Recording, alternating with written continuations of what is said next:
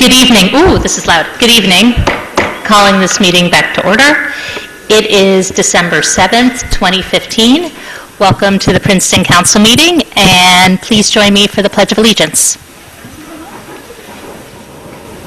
I pledge allegiance to the flag of the United States of America and to the republic for which it stands, one nation, under God, indivisible, with liberty and justice for all.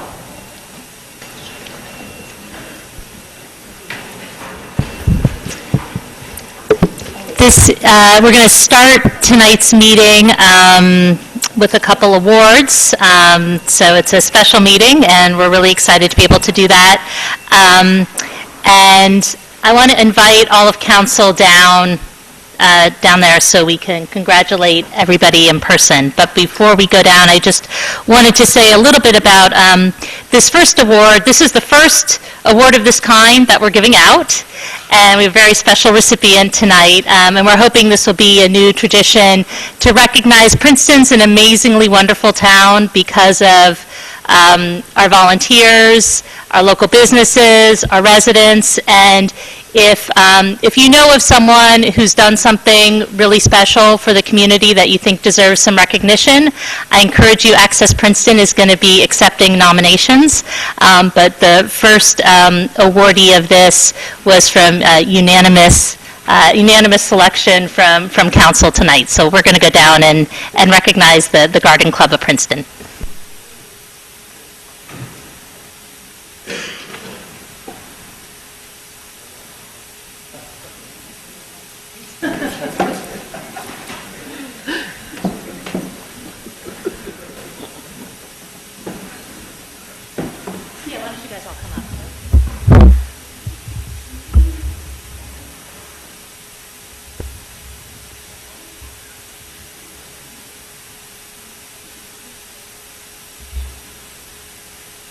So we are recognizing the Garden Club of Princeton tonight for their outstanding contributions to the Princeton community, and in particular for their work on the All Wars Memorial Park, which is at the end of Nassau Street and looks really beautiful. So I want to thank all of you and all of the members who couldn't be here tonight, and I know Debbie, you just maybe had a couple words to say.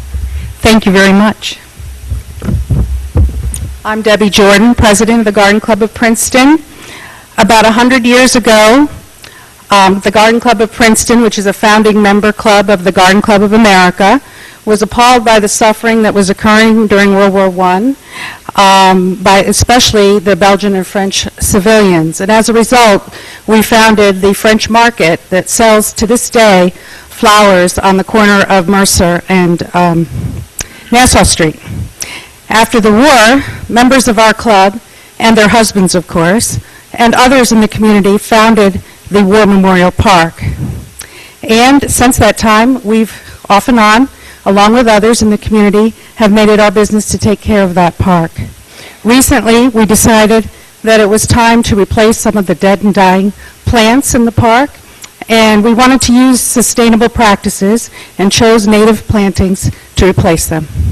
So I'd like to thank the following Princetonians and Princeton businesses who helped us with this project. Lorraine Konopka, the town arborist, we couldn't have done it without her. Joanne Diaz and Lily Krause, landscape architects and members of the town's Shade Tree Commission. John Mastriani of Mastriani Landscaping, the DNR Greenway, Baumley Nursery, Woodwinds, and the neighbors who were terrific.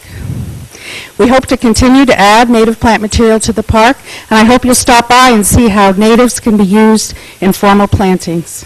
Thank you very much. Thank you. And here's the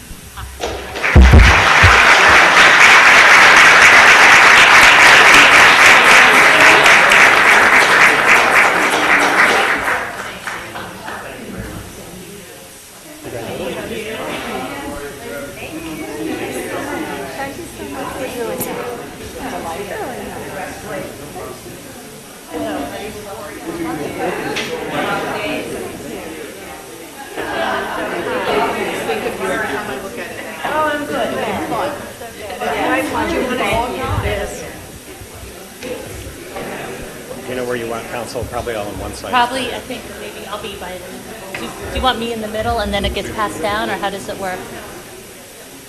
Okay, all right. So I'll be here, I guess, and then maybe over here. Stay there. I think that way. Yeah. And do you have the names? I have a list. Where do you want us to Okay, I think down here. Is there anybody from Bob? Okay. Okay. All right. And now we have another set of awards to give out. This is an annual tradition, and I feel like this is the best advertisement for working for the municipality of Princeton, that when you work here, you keep getting younger. So I'm going to read off some of these anniversary years, and you're not going to believe it, because there's no way some of these people could be working here for 20 years and look like they're still 25. So we're going to start with a 10-year anniversary award for Laura Lynn Bowen from the Health Department.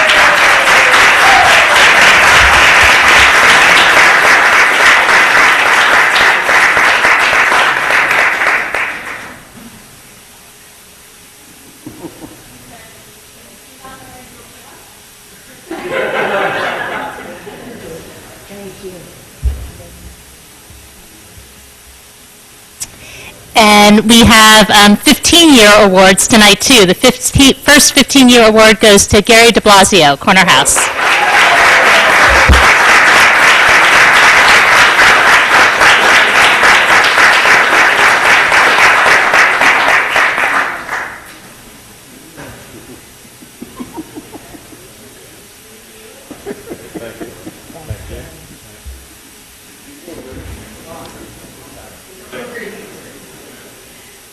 Also 15 years is Lieutenant Christopher Morgan.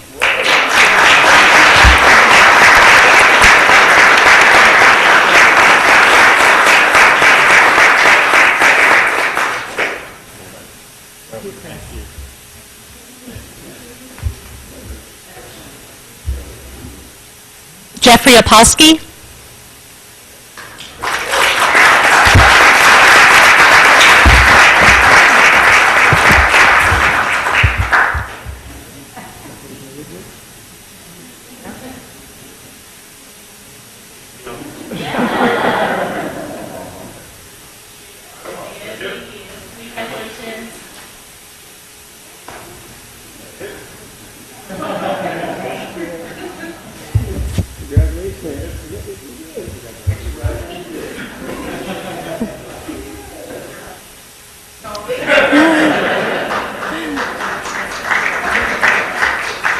William Morita from Public Works.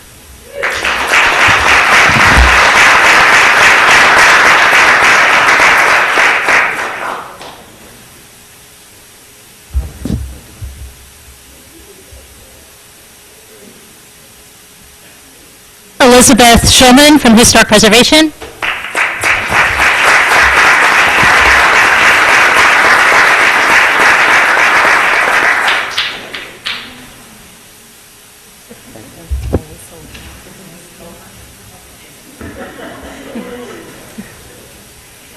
Sandra Webb, our CFO.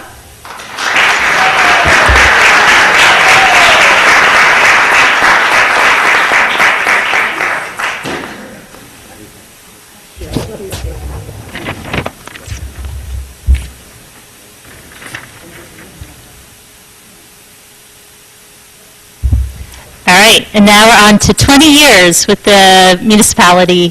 First is Kim Hodges.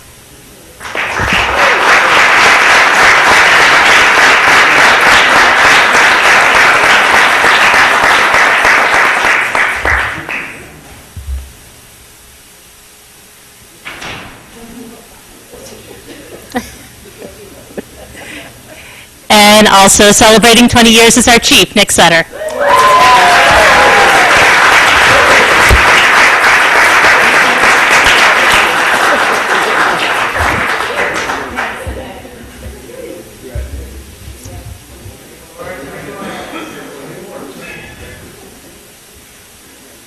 Celebrating 25 years is William Drake. Fire.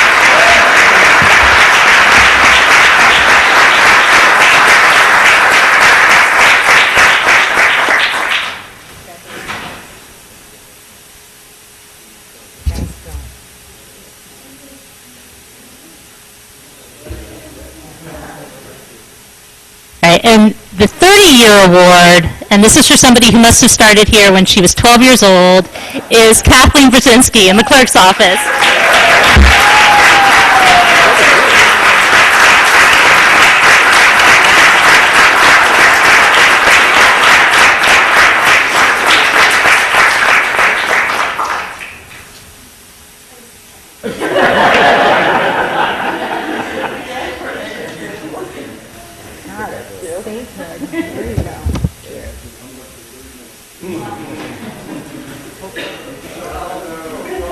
And should we have everybody come back up for group picture? Why don't we have everybody come up who got a reward tonight for a group picture?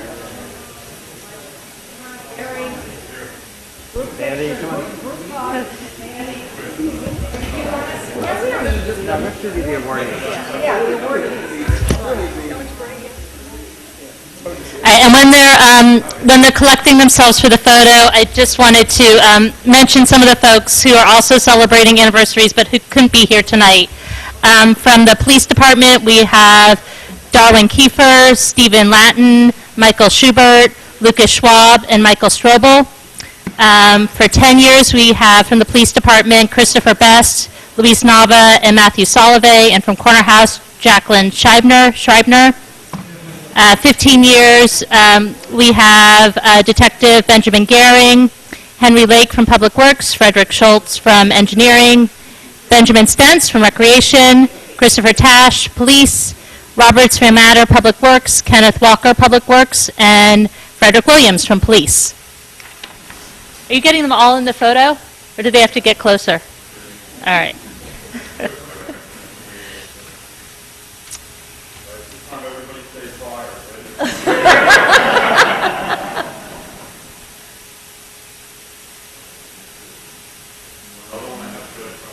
Yeah. Do one more, and then I'm just going to read off the 20-year anniversary folks who couldn't be here. Judith Curran from Dispatch, Rachel Decker, Public Works, Erica Dickert-Levine from Police, Raymond Jolly, Public Works, Corinne Slickermonda from the Court, and Janice Most from Public Works. So congratulations, everybody, and thank you for your service to the municipality.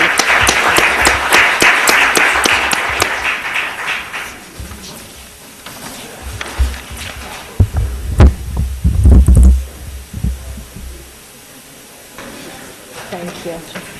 Oops, maybe I forgot the person who was crossed off.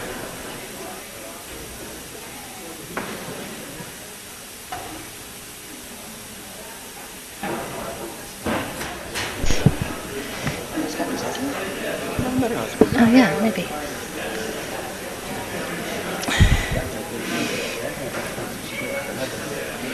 Okay. Now we come to announcements, and I just want to see if there's any announcements from members of council, starting with Ms. Howard. That we had a successful completion to the Human Services Holiday Drive, and I want to thank everyone. There was tremendous, I'm looking at Elisa Nair in the audience, tremendous community involvement, 280 kids who qualified, and so the reminder of the need in our community as we begin the holiday season, and want to thank everybody who contributed. Ms. Krumler? Mr. Miller? Ms. Littman? Ms. Butler? Mr. Simon? Okay, I have just a few quick announcements. The first is that tomorrow night, I believe at 5 o'clock, there's going to be the menorah lighting on Palmer Square. Next Monday, we're having a special meeting of council on December 14th. It's the annual meeting when President Chris Eisgruber comes and talks with council. That meeting is going to be in the other building at Monument Hall, starting at 7 p.m. on December 14th. On December 18th, which is a Friday in the morning from 8:30 to 10, I'll be holding open office hours in the library lobby. So if you have anything you want to talk to me about, feel free to show up at that. And then finally, we've set a date for our reorganization meeting, and that's going to be on January 4th at 5 p.m. here in this room, and then we'll have a reception across the street at the firehouse, and everybody is invited. And are there any announcements from staff? Nope. Any announcements? Okay. All right, so then we can move on to the next item, which is a proclamation for Communities of Light Day. And is there someone here who's going to Okay, great. Here, come on up. And you probably noticed as you were coming into the building tonight, the beautiful luminaries, and those are a reminder on a dark night of hope and help available for victims of domestic violence and sexual assault. So I want to thank Women's Space for all the work they do and for helping to bring awareness to this important issue and to make Princeton a part of it. Thank you. And if you want to say something, you can go up to the mic. On behalf of Women's Space and the 11,000 adults and children we helped last year alone, I want to thank the council, Mayor Lempert, the police department for helping us purchase the kits and for lighting, and for Public Works for helping us clean up. So thank you very much for supporting our Community of Lights Day. Thank you very much.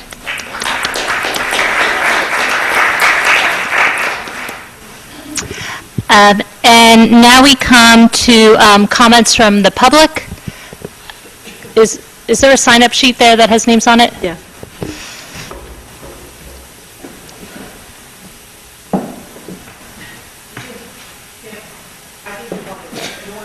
There is another one on the table as well. Okay. You'll be able to speak. Okay, Mr. Miller is going to be helping us with the timekeeping this evening, so I'd ask that you keep your comments to 3 minutes or less, and this is for items that are not already on the agenda. Correct. Good evening. I'm Kip Cherry. I'd like to follow up on some comments I made before the council last January on the need to move forward quickly with the Dinky ridership promotion plan called for in the Memorandum of Understanding regarding the Dinky. As you recall, through this MOU, the town and the university came to an agreement that would allow the town to essentially approve the project. Earlier this year, there was an effort to have the Transit Committee develop a plan, and there was discussion within the committee about commissioning a consultant using funds for such purpose included in the MOU. But after that, the effort died. My understanding is that at the time, the university had, quote, lost interest. So we still have no plan, and of course we have no plan implemented. With a meeting coming up with President Eisgruber next week, this seems like an ideal time to bring this up again. First, I'd like to point out that developing and implementing the Dinky promotion plan is not optional. It is specifically called for in the MOU signed by the university and by the borough and the township in 2011. Under Section 3, the MOU says, quote, upon approval of this agreement, the university will work with the municipalities and local merchants to develop a formal plan to promote Dinky ridership, including but not limited to discounts at McCarter Theater, athletic events, and local stores and restaurants. And under Section 2, it says, quote, upon approval of this agreement, the university will work together with Princeton Borough and Township to encourage NJT to provide additional Dinky services, including off-peak hours and weekend hours. Then under Section 7, it says, in regards to Tiger Transit, it says the university, quote, will immediately develop a public relations program in conjunction with Princeton Borough and Township, including signage and other forms of promotion. Using the Transit Committee to prepare the Dinky promotion plan was a noble effort. However, most of the stakeholders, namely New Jersey Transit, Princeton University, and Princeton Merchants, were not represented on the committee, and yet they should be a part of developing the plan.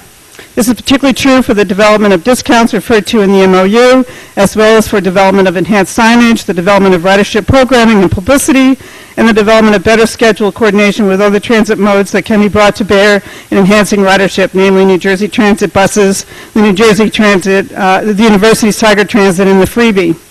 I would hope that in developing such a plan, serious consideration would be given to the provision of free or subsidized parking as an incentive to riding the Dinky, which would have the added benefit of reducing traffic and reduction of greenhouse gases along Alexander Street.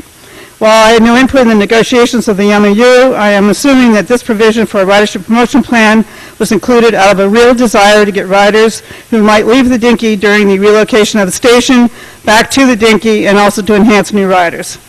We're in the process of getting new numbers, but as of July, the ridership was down 13% over the same period last year, in spite of a major recovery in the economy. We need to make sure that folks who were using the Dinky come back, and that new commuters become regular users. Ideally, I'd like to see that all of the folks from Princeton that have eventually gotten rental spaces at the Dinky, at the main station rather, in Princeton Junction would come back, and that we could mightily increase the ridership on the Dinky. In closing, let's prepare and implement a real Dinky ridership promotion plan as was agreed to in the MOU, and make sure that the Dinky prospers as it should. This would be to the benefit, this was a benefit to signing the MOU. Let's get the job done. If you have any questions, I'd be glad to answer them. Thank you very much. And I know Ms. Krumler and I have been talking about the role of the Transit Committee going forward, and this seems like something that should be top of the agenda and something they're working on. So thank you. Jeff Clark.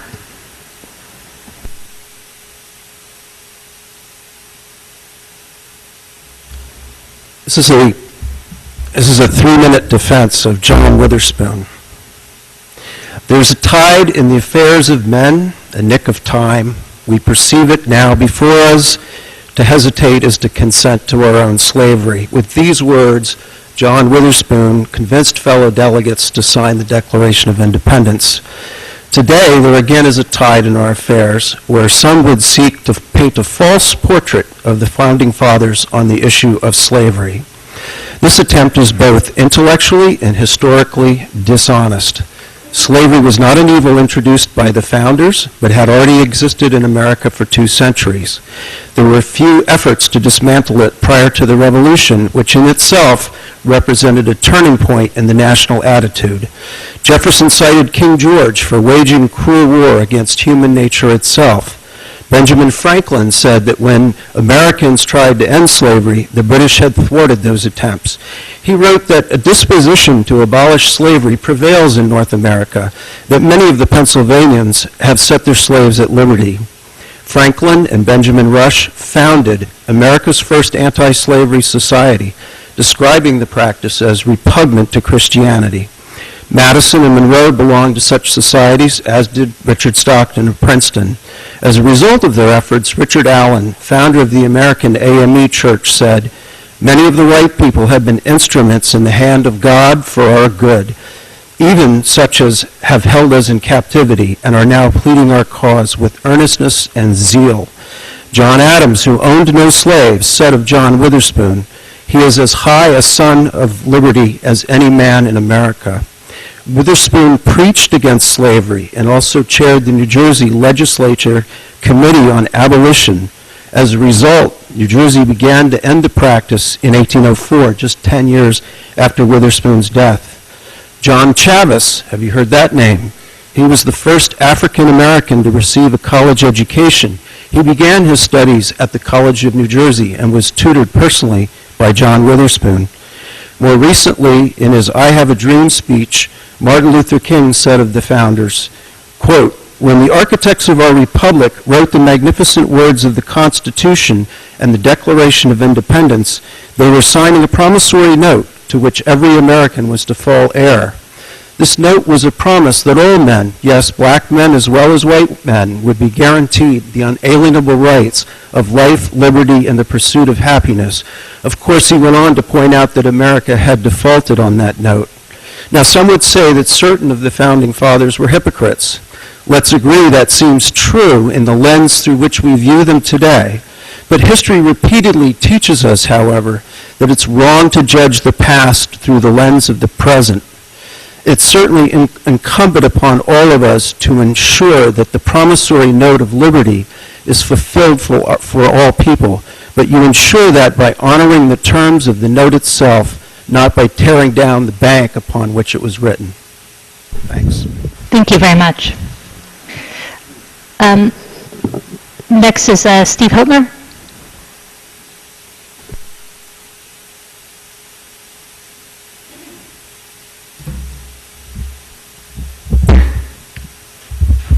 Hi, thank you.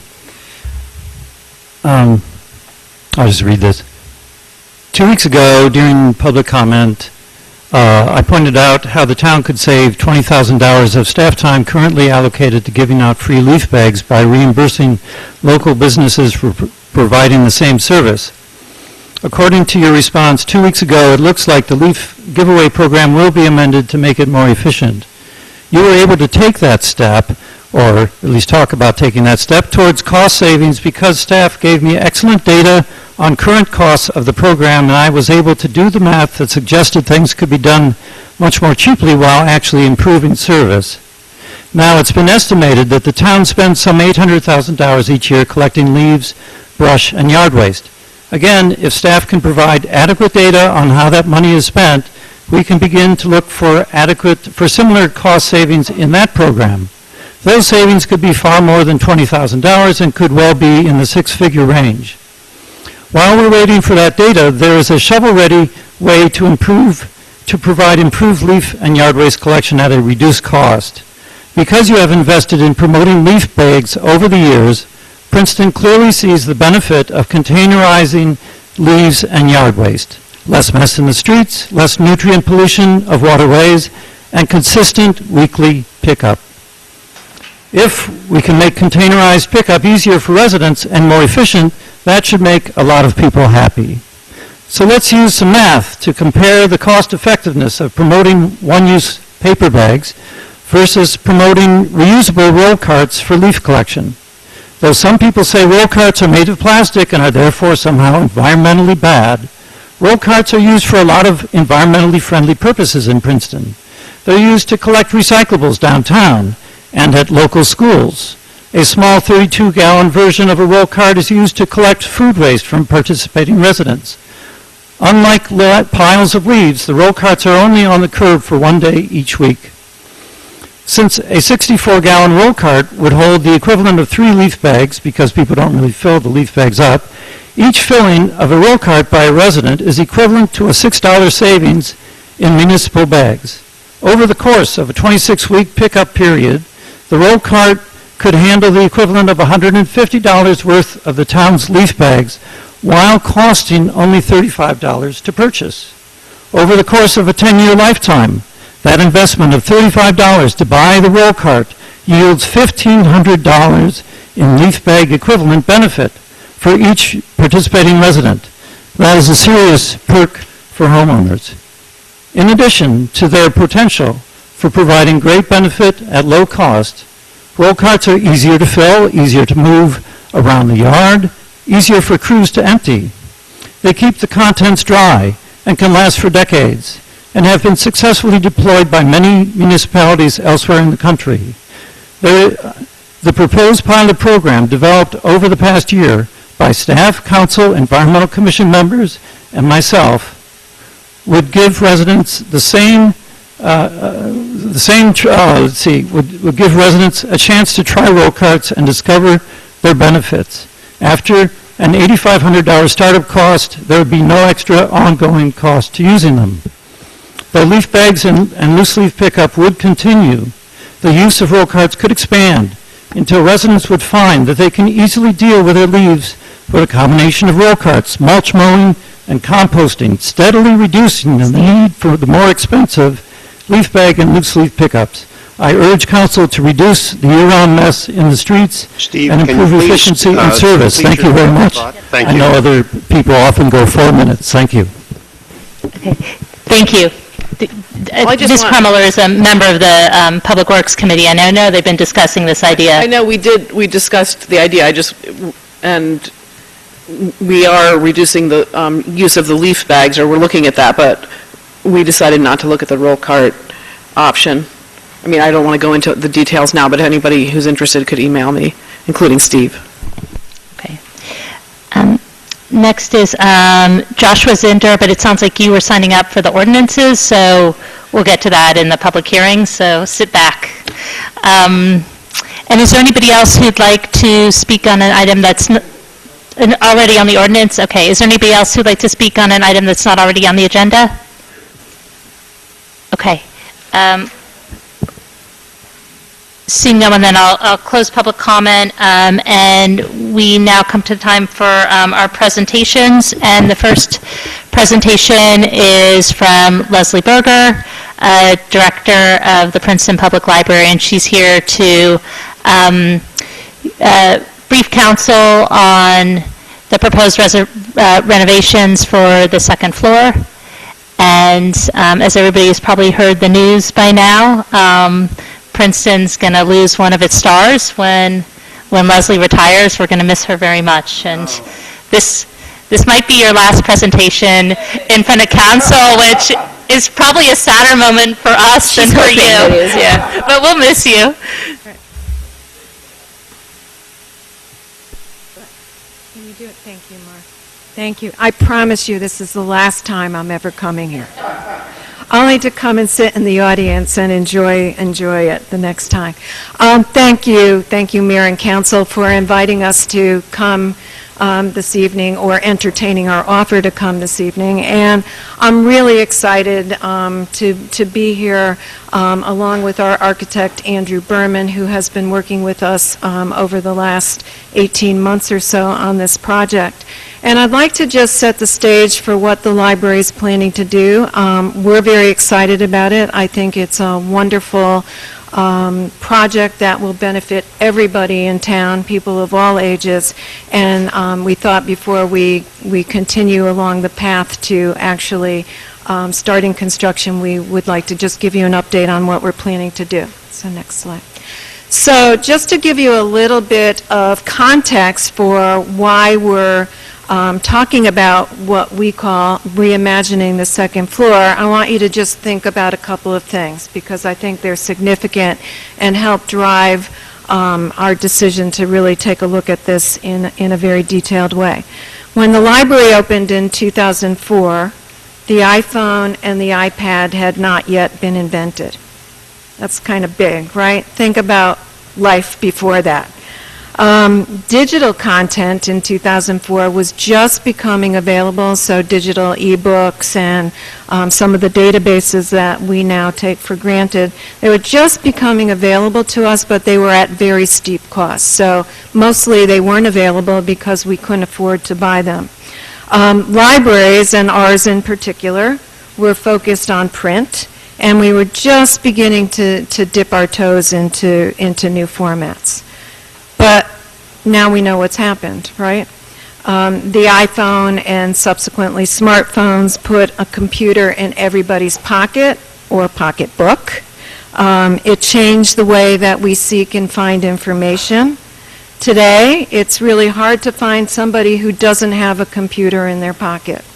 What it means is that information is ubiquitous. And so the world in which we built our library in 2004, which was about reference books and librarians answering questions, quickly began to change. For libraries, the cost of procuring that digital content and licenses became more and more affordable over the years. We were able to reduce our extensive print and reference sets with up-to-the-minute searchable databases. I hope you all use them. Other books have been replaced with free content on the web, and our print collections were enhanced with ebooks and downloadable audiobooks, creating a true 24/7 library experience for our customer. So the shift from analog to digital means that libraries have to change, and our library in particular has to change. Next slide.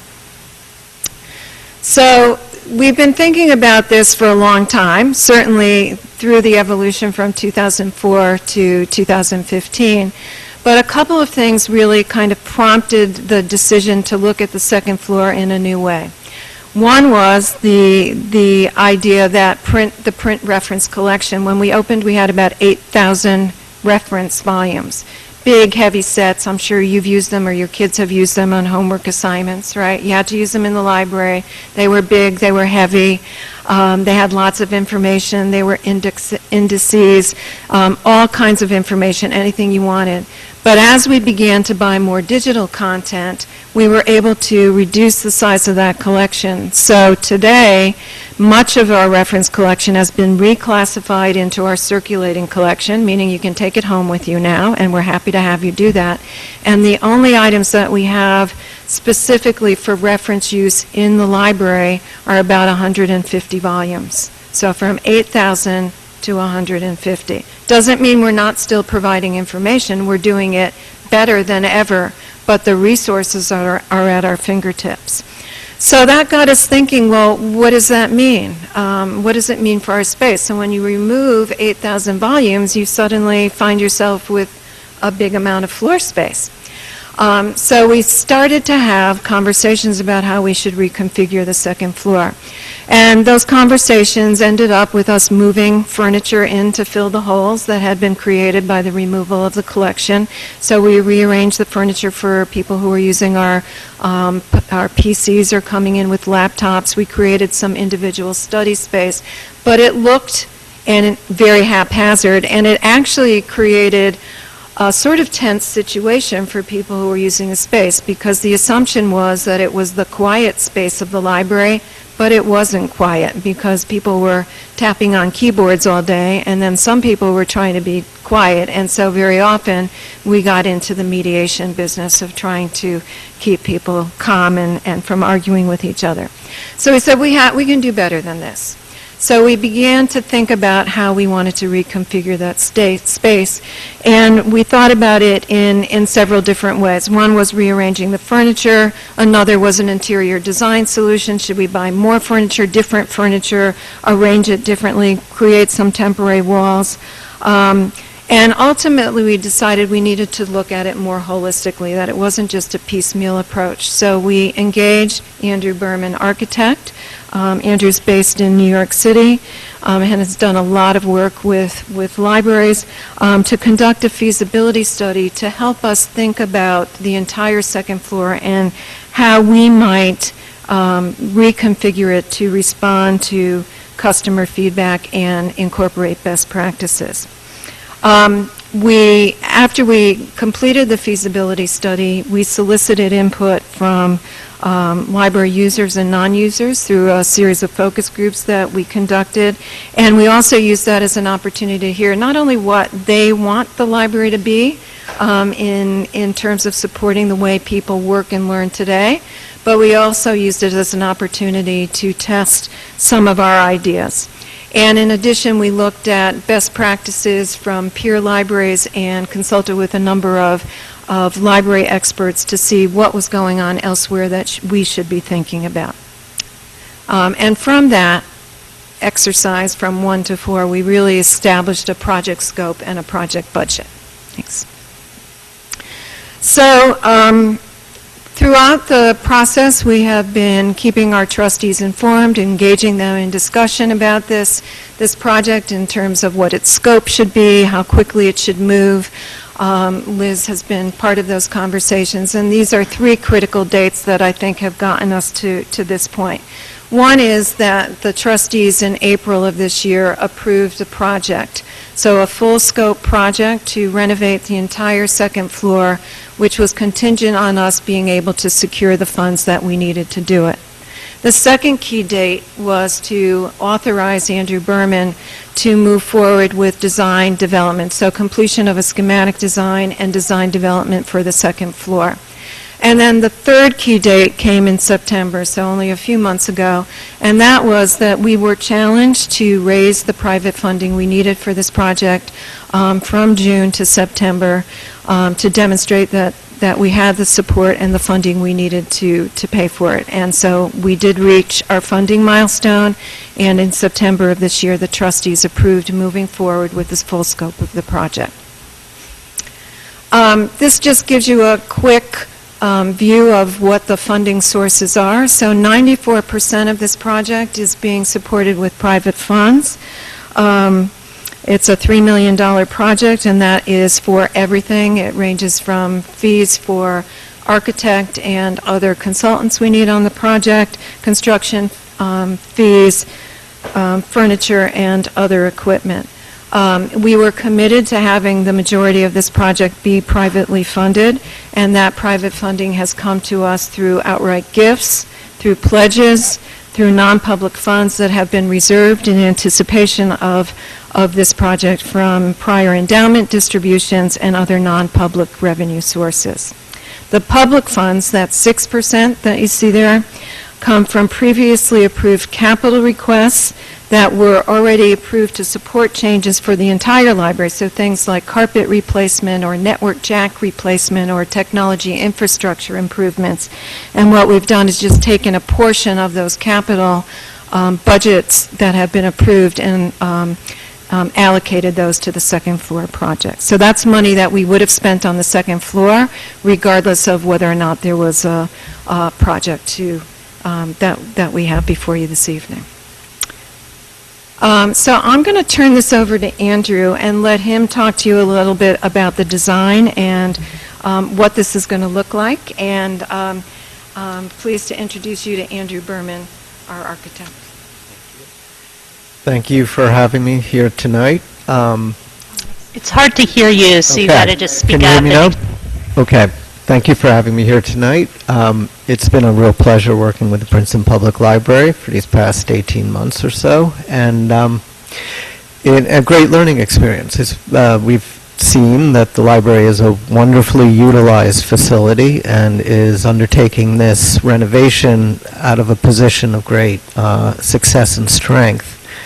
And as Leslie said, an opportunity that now that books are no longer needed to take up so much space, there is actually more room available for people.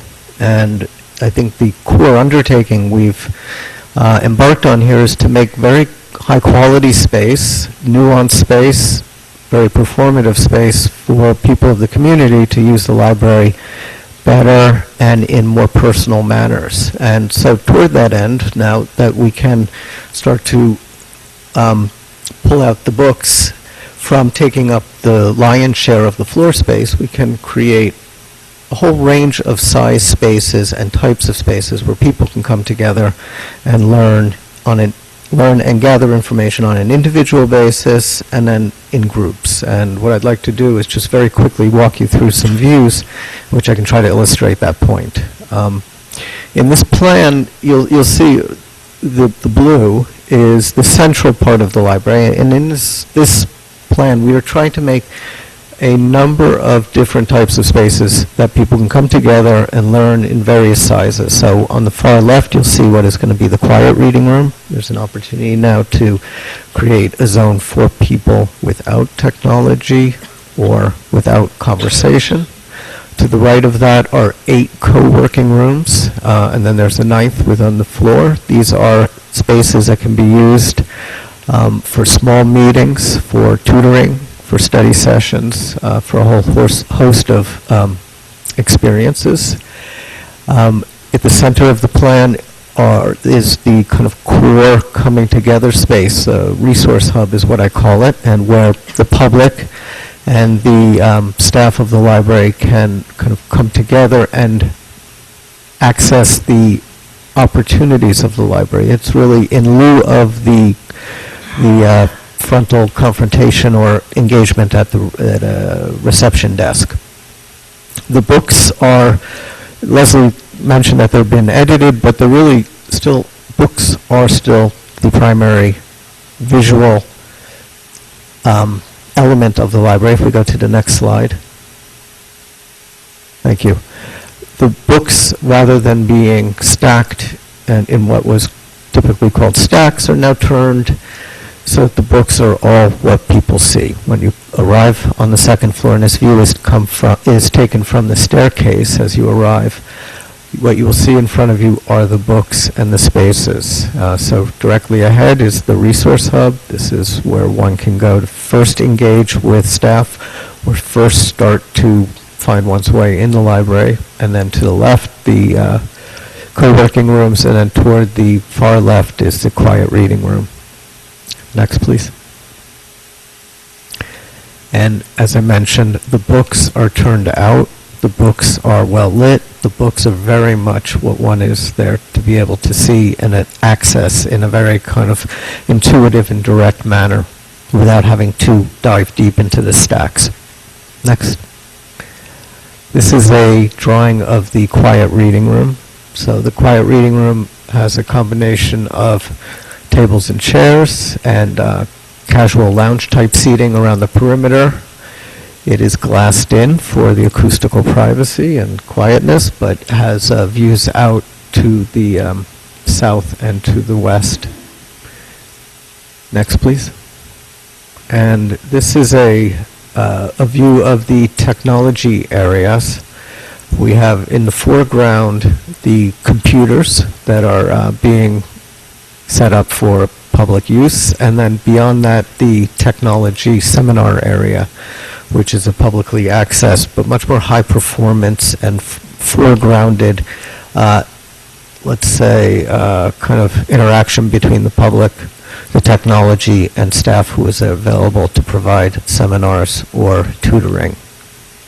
So I hope in these views one can see that there's an effort here to weave the patron, the book, and the technology all into one kind of holistic and synthesized set of spaces, rather than to have discrete and separate behind closed door types of spaces and uses, as is more typical of the library of the past.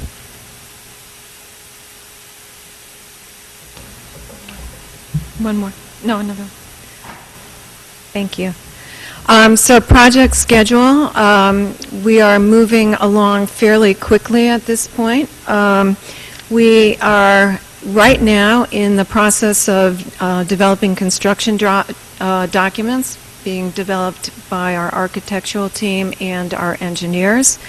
Our intent is to have those documents reviewed and turned into a request for bids in late January. This will be a publicly bid project. And then in April of 2016, assuming the bids come in on target with costs, we expect construction to begin, and that should take 6 to 8 months. The next slide. One more slide. And here's just a couple of other things you should know about, because these are questions you might get. So what's the plan for the library during the period of construction? Our plan is to keep the library open. There may be occasional disruptions in service because they're going to be drilling into the concrete core and making a lot of noise, and there may be it may not be hospitable for people to be in the building, but for the most part, our plan is to use floor 1 and floor 3 to accommodate people. We're also going to take the community room. We've created a schedule so that we're going to be balancing programs and people. So while the library is open, we're going to load public space in there as well, so people can be working in the community room. The library will provide full access to the collection. So some of the collection is going to move off-site temporarily while we're under construction, but we will have a full range of a mini Dewey collection on the first floor, so from 000 to 999. Based on what we know, we have a lot of data that tells us what everyone in town is taking out. The most popular items, we're going to try and keep those on site. Anything that anyone wants, we will have a retrieval system so we can get the books that are in storage and bring them back to you pretty quickly. We've made plans to have our construction workers park off-site and not in the Spring Street garage. We don't want to make that any more complicated than it needs to be. We've also worked on a plan to minimize delivery disruptions to local businesses by having specified delivery times in Sylvia Beach Way. There's not going to be a large amount of equipment that's offloaded. It's mostly construction materials, so we should be able to store most of what we need on the floor during construction. And we will be providing weekly website updates to inform the community of our progress as we go along. And I think that's the last slide. Could you just... Yeah, that's the last one. So, any questions about what we're trying to do? For me or Andrew? Mr. Miller? Leslie, I don't have a question, but I do have a comment, and that is when Mayor Lempert said that this is probably the last time we're going to see you appear before council, it suddenly dawned on me that there are two of us up here that have a lot of shared history with you and the library, and that's Councilwoman Jo Butler and myself, both of whom were on the Friends Council when the old new library was still in place, through the move of the library to the shopping center, through the move back from the shopping center to the new library. And that covers some 17 or 18 years, if I've calculated correctly. And through that time, you've done a remarkable job as director of the library. We have the library is one of the best loved institutions in town, no question about that, and one of the best public libraries in the U.S., and I compliment you.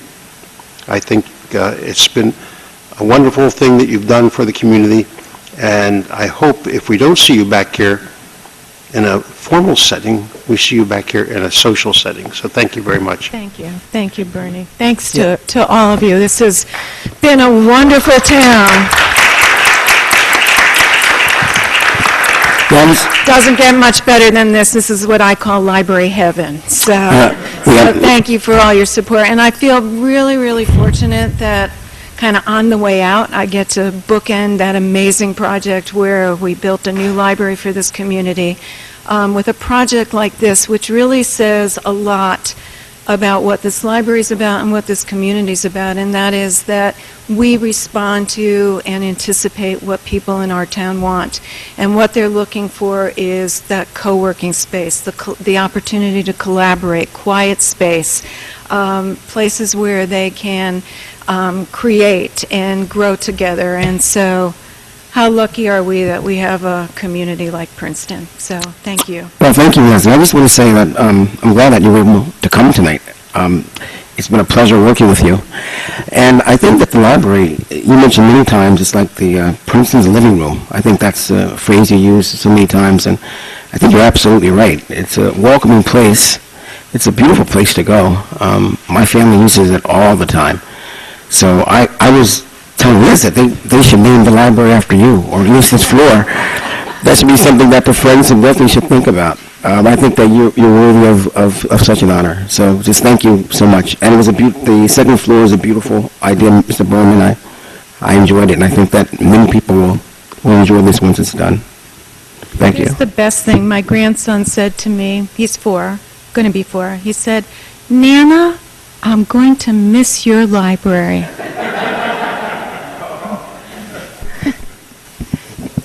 Any other questions for us? Ms. Beller? Well, I just want to piggyback my thanks on to everything that's been said tonight. It's just so hard to believe, as Council President Miller said, that just a few short years ago, we just thought we were right so far ahead of the learning curve with the 2004 version. So it's hard to believe, but certainly I think that the information has changed so dramatically. This is a necessary and welcome change. So congratulations and good luck. I was at the Princeton Future meeting on Saturday morning in the public library, and they were listing, they had taken a poll at the previous meeting of the community's favorite places, and of course the library did rank #1. So congratulations. Great. Thank you.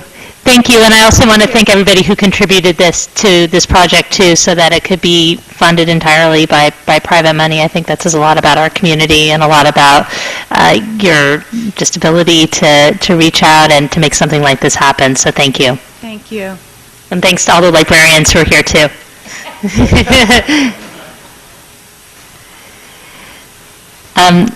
Next, we have a presentation, long-awaited presentation on consolidation savings, and I'd like to invite up Scott Sillers, who's chair of Citizens Finance Advisory Committee, and also Councilman Patrick Simon, who has spent hours and hours on this report, and I want to thank both of them for putting this together for us tonight.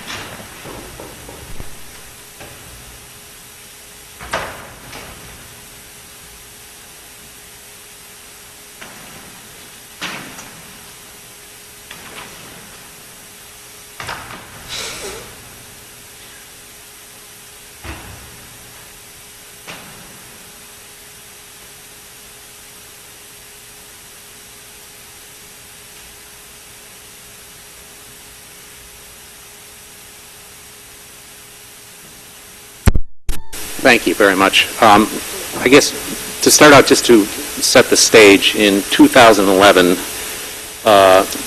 the former township and the borough voted to consolidate after a process that was undertaken by the Joint Shared Services and Consolidation Commission, I believe it was called, a study, an analysis of what were the possible benefits of consolidation, what were the savings of consolidation, et cetera. That was a study that took over a year, and as a result, we voted to consolidate, largely, I think, on the promise of the potential savings from consolidation. And the potential savings from consolidation were promised to be delivered almost in full by year 3, which would be 2015.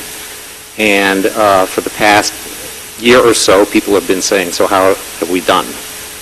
And we're here to start the report on how it was done. I think that there are going to be a lot of assumptions and holes in the report, in the analysis that could be expected because we're still in the middle of a lot of things about consolidation.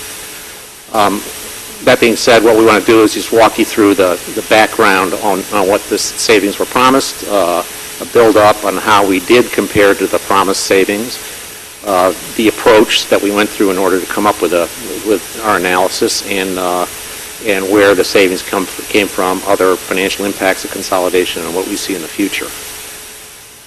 Hey, Scott, could you make sure you're talking as close into your microphone as you could? I'm just worried no one at home is going to hear. Okay.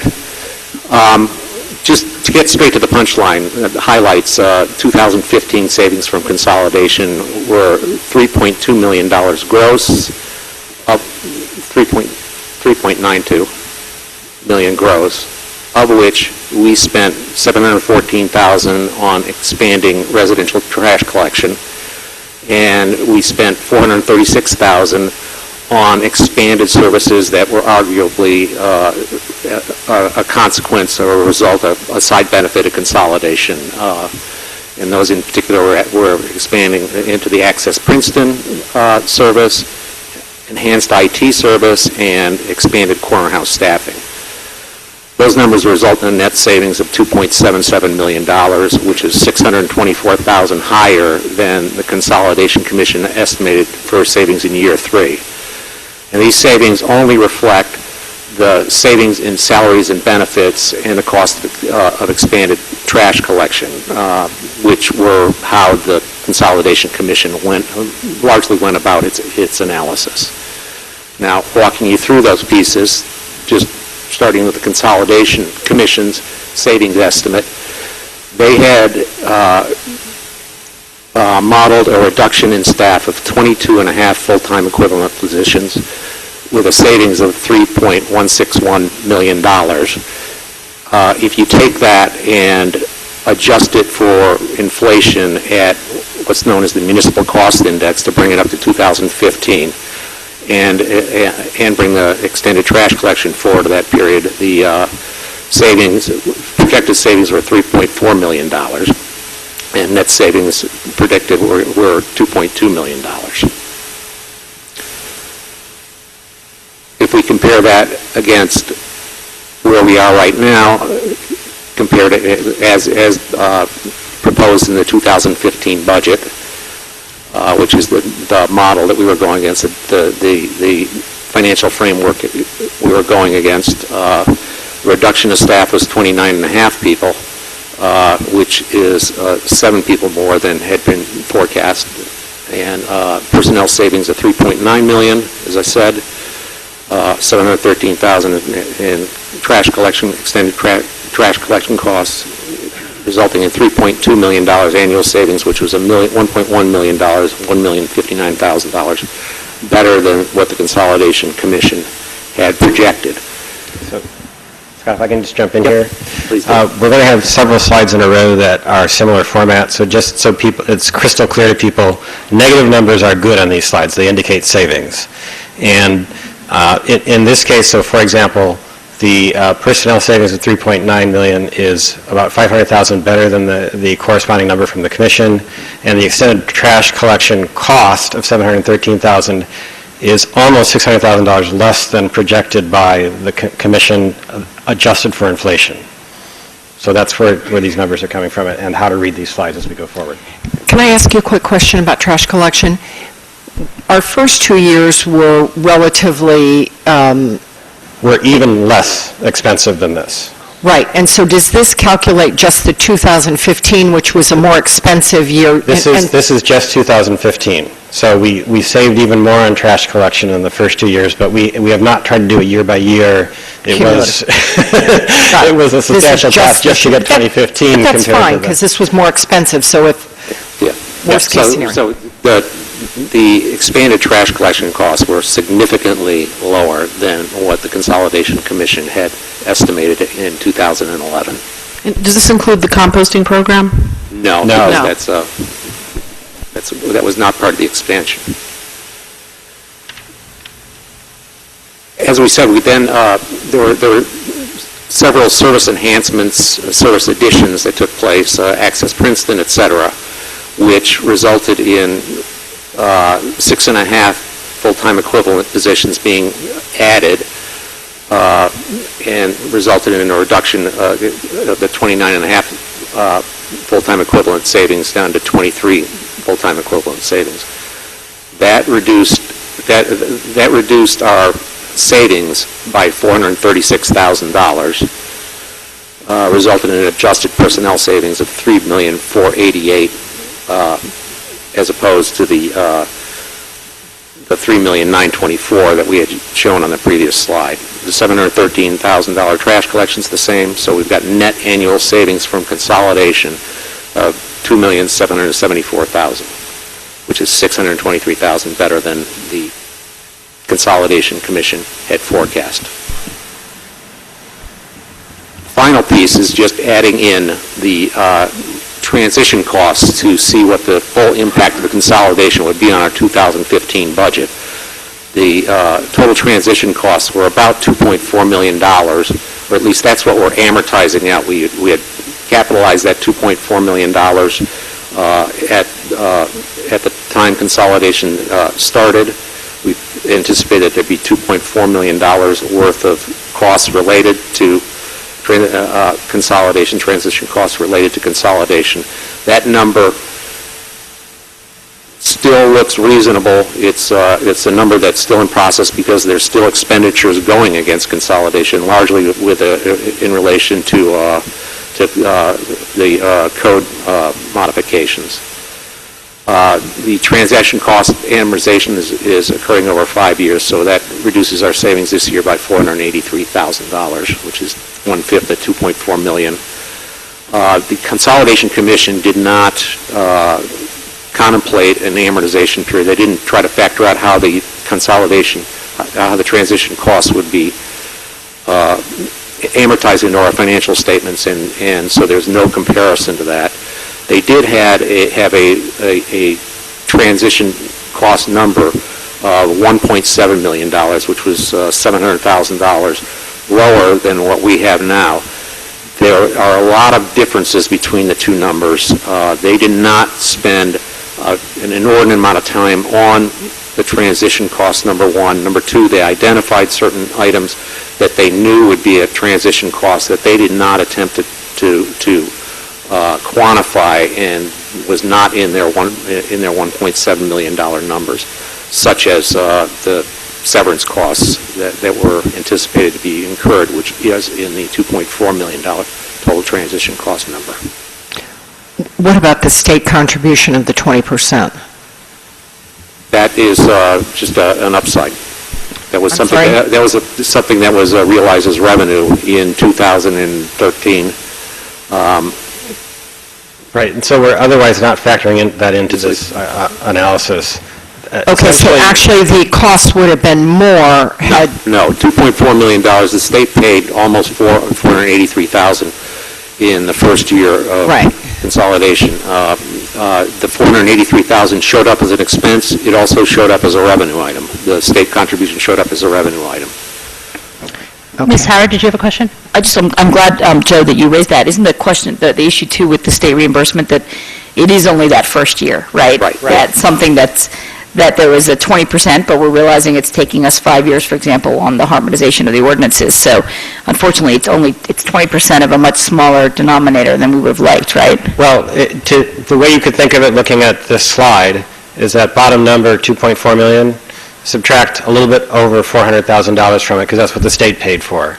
And that's what the town is paying for from the savings of consolidation. So it would be, we're paying about $2 million. A little bit under. Yeah. Yeah, we chose to take that all into the first year as revenue because we weren't realizing a lot of consolidation savings in the first year, and we needed to reduce our expense by $483,000 just to make the glide path sort of smooth as far as the transition from pre-consolidation to post-consolidation. And this would include all the construction, the old 2 buildings, all of that? That's it included a significant portion of it. It was kind of divided into 2 pieces. We had a transition cost piece and a coincidental cost piece. And the coincidental cost piece were items that were going to be spent and capitalized that would have been spent and capitalized regardless of whether consolidation occurred. They just got accelerated because of the consolidation. Examples of that were the retrofitting of Corner House space, I think, because Corner House was going to have to do something anyhow, and so they were going to incur an expense there. And the redoing the dispatch facilities because a dispatch facility was going to have to be built regardless. Actually, 2 would have had to be built, and we only had to build 1. But there were about $500,000 worth of expenditures related to space retrofitting in both the Old Borough Hall and here, particularly the police department retrofitting to get the full force into the space of what was the former township, and then retrofitting the various office spaces in the buildings. Just going to how we approached this, and Patrick, feel free to jump in on this because this is kind of the heart of where your analysis started. What we did was we took the 2011 total budgeted salary and benefits and 2011 trash pickup costs, and we inflated those to $2015 using the municipal cost index. We then compared those, deducted those from the 2015 budgeted salaries and benefits and trash collection costs, but we adjusted the 2015 budget to reduce it for 6.5 positions and the expense associated with those that were added that were not related to consolidation anywhere in any way. They were things that would have happened either because would have happened in spite of consolidation, mainly addition of the fire inspection personnel. Also, there was was emergency personnel that had previously been funded by the university. The funding from the university was ending in 2012, and it was felt that in 2013 we probably would have incurred that expense anyhow. And we'll actually see these on subsequent slides. So. And we also adjusted the commission savings estimate for inflation so we were dealing with $2015 in each case. For 2015, so the one other adjustment we made is we ended up using actual raises in both years as opposed to budgeted raises. And it's only about a 0.5% difference, but just so people are aware, for non-contract workers, the raise this year is 1.5%. The budgeted raise was 2%. Right. As a result of this method that we used, the salary harmonization costs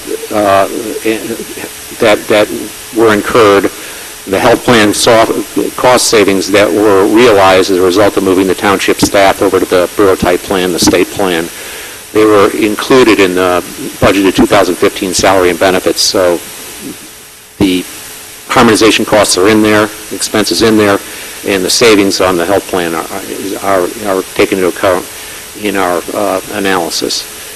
And as I said, inflation was based on a municipal cost index, which is an index of what municipal costs are across the country and how they've inflated over the years.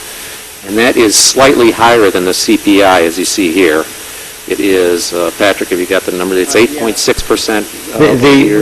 The cumulative growth over 4 years is 8.6% versus 5.8%. It annualizes to 2% versus 1.4% a year on average over those last 4 years. That doesn't sound like a lot, but when you consider that the baseline for the staffing budget is $20 million, that cumulative 3% is $600,000.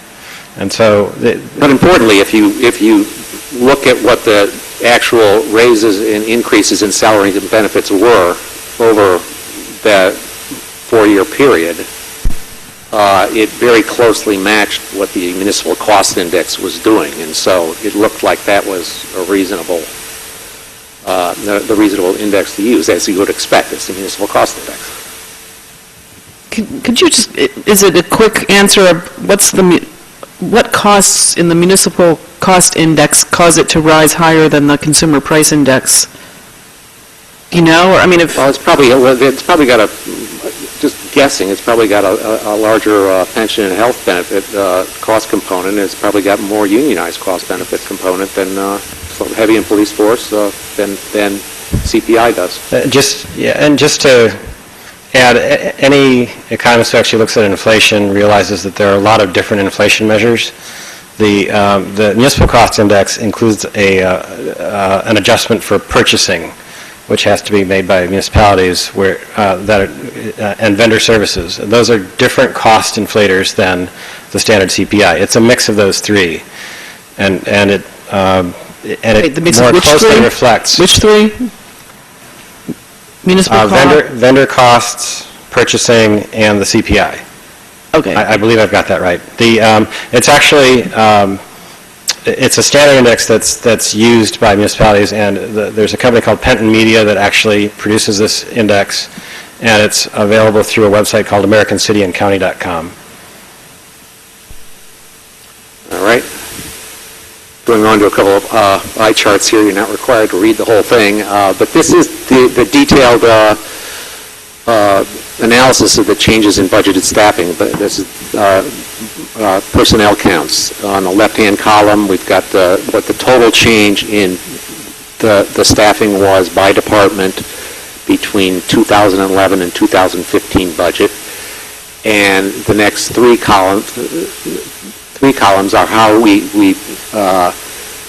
or 4 columns, excuse me, how we assign those as being related to consolidation, impact to consolidation, and how much of that consolidation impact was then used in new and improved services to come up with a net change from consolidation. And on the right-hand column, it's how that compared with what the Consolidation Commission detailed analysis at forecast. I'm seeing a little bit of furrowed brows. Are there any questions that we should try to answer? What are the 3 employees from Corner House? Because I don't remember hearing 3 additional. Is it 3 additional? When we looked at the staffing for full-time employees, there are 3 additional full-time employees for Corner House in 2015 versus 2011. So, and we're not in any way asserting it's a result of consolidation, but we're simply saying it's an increase that's occurred after consolidation. Whether it would have been in terms of employee count and or cost, which we'll see on the next slide, a difference without consolidation is a subjective call, and we're not really trying to assert that. The unrelated to consolidation, those 3 numbers there, the 1, 4.5, and the one for emergency management, as Scott already mentioned, was a grant-funded position for the emergency management director. When the grant ran out, we assumed that the town would continue to pay for that position, even though we no longer had a grant coming in. So that's why that's there. The 4.5 for fire inspection, basically after the Witherspoon fire, we felt we had to beef up fire inspection. We assumed that the municipality or municipalities would have probably felt the same had we not consolidated. That's why that's there. The one for police is actually for parking enforcement, and there's offsetting revenue. So if we had included it somewhere else in the analysis, it would have distorted the findings in terms of because we're not showing the revenue anywhere. So it's, whether it's related or not, it's no true cost. There's offsetting revenue coming into the town. Well, that's the same for Corner House also, isn't it? I mean, No. no? Corner Don't we House get is- grants? The contribution, our contribution to Corner House has increased by over $100,000 between 2011 and 2015, net contribution. You know, whether they missed a grant or not, we just don't know. You know, you could argue that there's a lot of subjectiveness in this type of thing, but I think when we were going through this argument, I think it was yesterday, Joe, you made a comment that, well, they probably wouldn't have been able to expand by 3 people had they not moved out of that facility they were in, and that, so, you know, in that regard, it was kind of a consequence of consolidation, so. Well, I think it's also fair If you want fair to note that there could be, a lot of times there's county cutbacks on grants with Corner House also, and also there's more of a need. So we may not have realized that in 3 years there may be more of a need for the services that Corner House provides, and I think that's why sometimes when you see a number like this, that could be exactly what is occurring. So it could have been, even if we were just the township, it could have been 3 additional people added due to the need. And as Scott mentioned, this is a very subjective exercise. We did the best we could to try to figure out which column each of these belonged into, but we're not arguing that this is objective and there's only one right answer here. You know, it's interesting, though, this raises the question of sort of the grant trap, right? And how do we prepare for that, which is, and this happens a lot in the nonprofit world and in governmental world, is that an exciting grant comes up and you apply, and then the problem is that then when the grant ends, you know, Patrick, you mentioned that we did that in emergency management, and I'm not sure, you know, the decision to continue a program that you had a grant for is not, you might not face that question the same way you would if it were should we put money towards this? So, I mean, it's something I would like to highlight going forward is how we think about using grants, because grants are generally seen as 100% positive, but they have a tail that we sometimes, that we may not be planning for. I don't know if that rings true with you guys. Well, I think before we go too far down this, I think we're outside the scope of what this report is, but I do think that's a important point and maybe something either the Finance Committee or CFAC should look at, but Okay. And if I could just add to that, the reason we're bringing this report forward now, even though, as Scott said, there's certainly additional cranks we could turn to try to refine some of the analysis a little bit, is because we felt like we were fairly close to a final answer and that we weren't going to be moving it too much.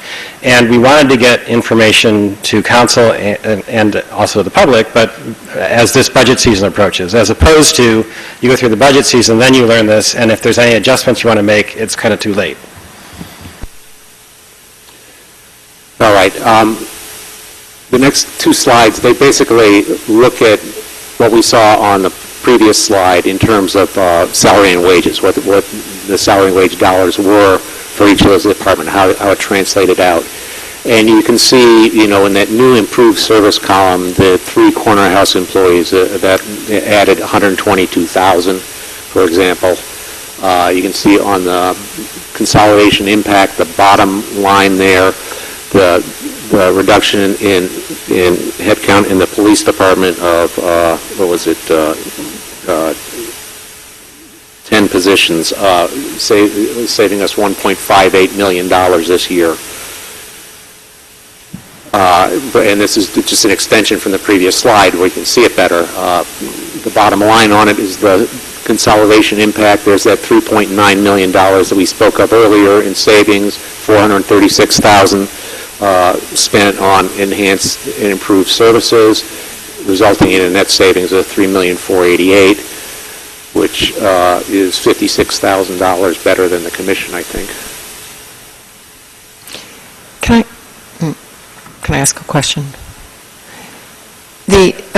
From the consolidation report, I seem to recall that about 2/3 of our savings was going to come from the police, a reduction in the police, but this doesn't add up to that. In fact, it's less than half. Well, it's not. We're saving, from the commission report, it should have been about $2.1 million. So the difference is, there's a few differences. One is there were some civilian positions in the police department that were assumed to be cut under the Consolidation Commission's model that have not been cut. The second is that the Consolidation Commission had projected 51 sworn officers, we're at 52. And the third is the Consolidation Commission assumed a model for the police department, including reduced positions at the top. We're in the process of getting there through attrition and retirement, but we're not there. So that's actually adding a few $100,000 to the cost. Those savings will eventually be realized because we're on track over the next year or two to get to that point, that last category. Was that not figured out until the transition Now, TTF? the Consolidation Commission used an optimized staffing. Okay. And we did not consolidate that way. Can I ask a question about one of the numbers? Yeah. Could I ask a question about one of the numbers? You show a savings of, or a cost of $122,610 for 3 corner house employees. It seems to me that the number of 3 employees and a cost of $122,610 doesn't reconcile. Yeah, and it probably doesn't. And you're getting at one of the sort of fuzzy points about the analysis. The positions are, in most cases, full-time equivalents. But a lot of the part-time staff are not very well accounted for in this analysis. So to the extent that we could identify part-time staff that we could account accurately and that lined up with what the Commission did in terms of analysis or the TTF did in terms of analysis, it's in there, which is why we have fractions of an FTE even in the Commission analysis. But when you look at our budgets, there are, in many of the departments, there are part-time positions that are not well quantified, and they add some fuzziness to the translation from full-time staff counts to dollars, because they could be part-time positions or overtime expenses, anything like that could sort of squeeze into the dollar side that you wouldn't see when you look at the FTE count.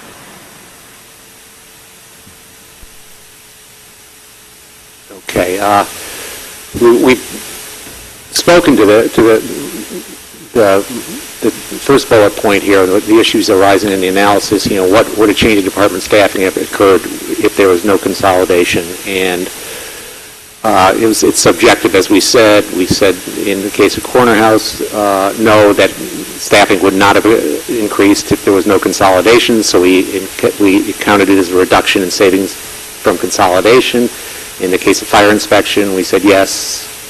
It would have had to occur even if there was no consolidation, so it didn't result in a reduction in savings from consolidation on our scorecard. And the second point is that it's very difficult to assign savings to reduced taxes versus reduced fees. I mean, that's something that we're continuing to push the pencil on, but it's very difficult to tell because we had kind of a CGR, who was the consultant on the Consolidation Commission, staff model that was a result of combining the borough and the township staffing. And then we had a reorganization and a new staff model, and how you trace who was where and who was in construction, who was in sewer operating committee, who was in public works is very, very difficult. So in some instances, these savings, they went not to the taxpayers' benefit through reduced property taxes, but to the reduced sewer bill, which would get to the resident through reduced sewer bill. So it's just where it lines up on the tax bill with some reduction for people who pay sewer tax but don't pay property tax. And some of the financial benefits that from consolidation that were not that we know we've received, but we haven't tried to quantify. Number one, the operating expense savings. It's just a very subjective exercise to determine, how much operating expense savings there were in combining. We know that we avoided having to go out and find space for Corner House and Princeton Community TV because we freed up space in the former Borough Hall for them. And likewise, we only had to outfit one new dispatch center as opposed to two. Arguably, the impact on our Princeton University contract was greater because we had more consolidated firepower going against them. Our debt ratings certainly did not go down. In the case of the borough debt, it went up modestly. That probably results in some savings, some degree of savings, or flexibility. And then lastly, we realized the savings on an accelerated schedule versus what the Consolidation Commission had said, which resulted in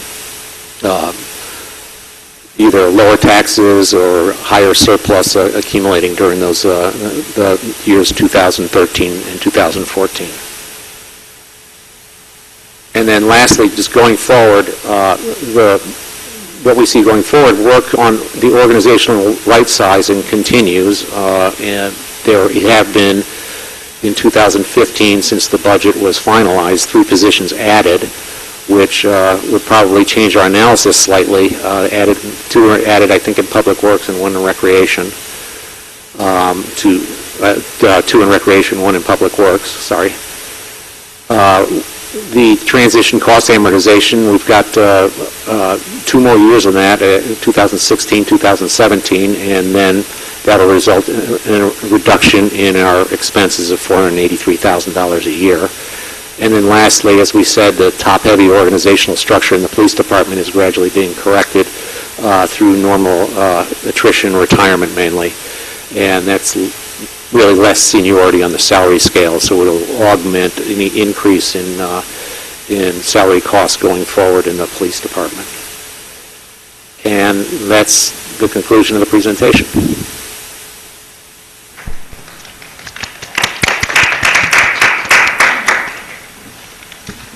Thank you very much. The result is we did well. I have a question. Yep.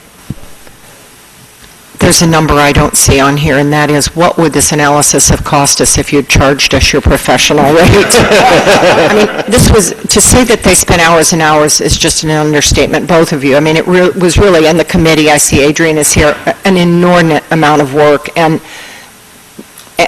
brain power. So I really appreciate all of this, and I hope you'll be sending this report to Mark Pfeiffer. Yeah, I also think there's another little bit of analysis, and we don't want to get into it tonight, but we are 3 years in, and I think we've had discussions about the amount of work this has taken, you know, not just in the analysis, but from all of us, and we're continuing to do that. I think there's continuing upward pressure on adding back staff as we manage a larger organization. You know, we've heard people come in and ask for a parks director. You know, there just have been things, and you know, more people to help with open space. There is pressure to add those numbers back up, and it is a larger organization, so there is some need, and I think we can have a discussion about that going forward. Right, well, that, sorry. In some sense, that was discussed even before we consolidated, before the referendum. One of the findings which the Commission was aware of, and that again was discussed during the public debate, is that larger communities tend to feel richer and tend to spend a little bit more. So you could dissipate savings, and it really does require organizational discipline to realize the savings if that's the priority. The alternative is to turn the savings into services. And back when the Commission was doing its work, what we heard from the public was, we like the services about where they're at. We want the savings that preserve those services. You know, but it's an ongoing decision. The world doesn't freeze. So at this point now, it's what this community wants and needs going forward. Yeah, I want to also thank both of you and the CFAC committee for all the work that you've done. And I'm glad you just said that, because this is really fluid, because Princeton has grown from 2011 to now, and meaning that there are more people expecting more services. I know it's hard to believe, And I think that we're doing a fine job for the most part. I remember when we had the argument with the swimming pool, building community park pool, and how much that cost, and the whole 9 yards. And I was speaking to a gang of people recently, and they were saying how they were opposed to it, but now it was like one of the best things that ever happened in Princeton.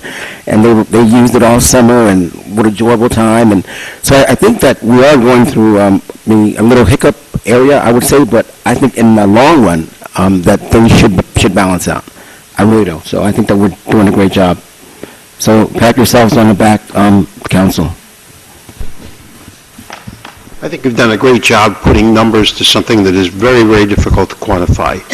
And I think you've got to look at it from the standpoint of the overall impact of consolidation. I think you've convinced me. We've saved money. I don't think that those of us that worked on consolidation attempted to sell consolidation solely as a way to save money. Saving money was one component of what we were doing. Getting a municipality that would function better was the second component of it, and delivering services more effectively to our residents was the third component of it. I think that we've achieved all three of them. And I'd just like to observe that 3 years into consolidation, not one other set of communities in the state has moved into consolidation. We stand alone. We were the only municipality to consolidate in 100 years, and it's worked. Miss, that is true, but I know there are communities that are looking at it in part out of looking at Princeton and seeing the successes that we've had, and there were a series of school districts that consolidated too, and I think we continue to set the model in terms of analysis, and they'll probably be looking at doing something like this themselves in a couple years. But I wanted to thank CFAC, who's been an instrumental partner in getting us to this point and making sure that we're saving what we're supposed to be saving, and to the staff. And when I think back to the Consolidation Commission and the work that went into that report, it's astounding, and it continues to be a roadmap for us as we move forward. So I know you two were both part of that, so thank you. And it's still a work in progress, but it's exciting to see this. And just to piggyback on what Mr. Simon said, sometimes our choices here are whether to pass on tax savings to our residents or to increase services, and that's a really great choice to have. I remember a lot of the discussions we were having before we were consolidated was, do we eliminate services or do we raise taxes? And it's much better to have a little bit more flexibility that we've gotten with consolidation. So thank you. Well, and just to sort of add a little bit of color to that comment, we're at the point where we've ridden that horse as far as we can. And at this point, we're back on the same trade-offs, right, in terms of going forward. Okay. All right, thank you.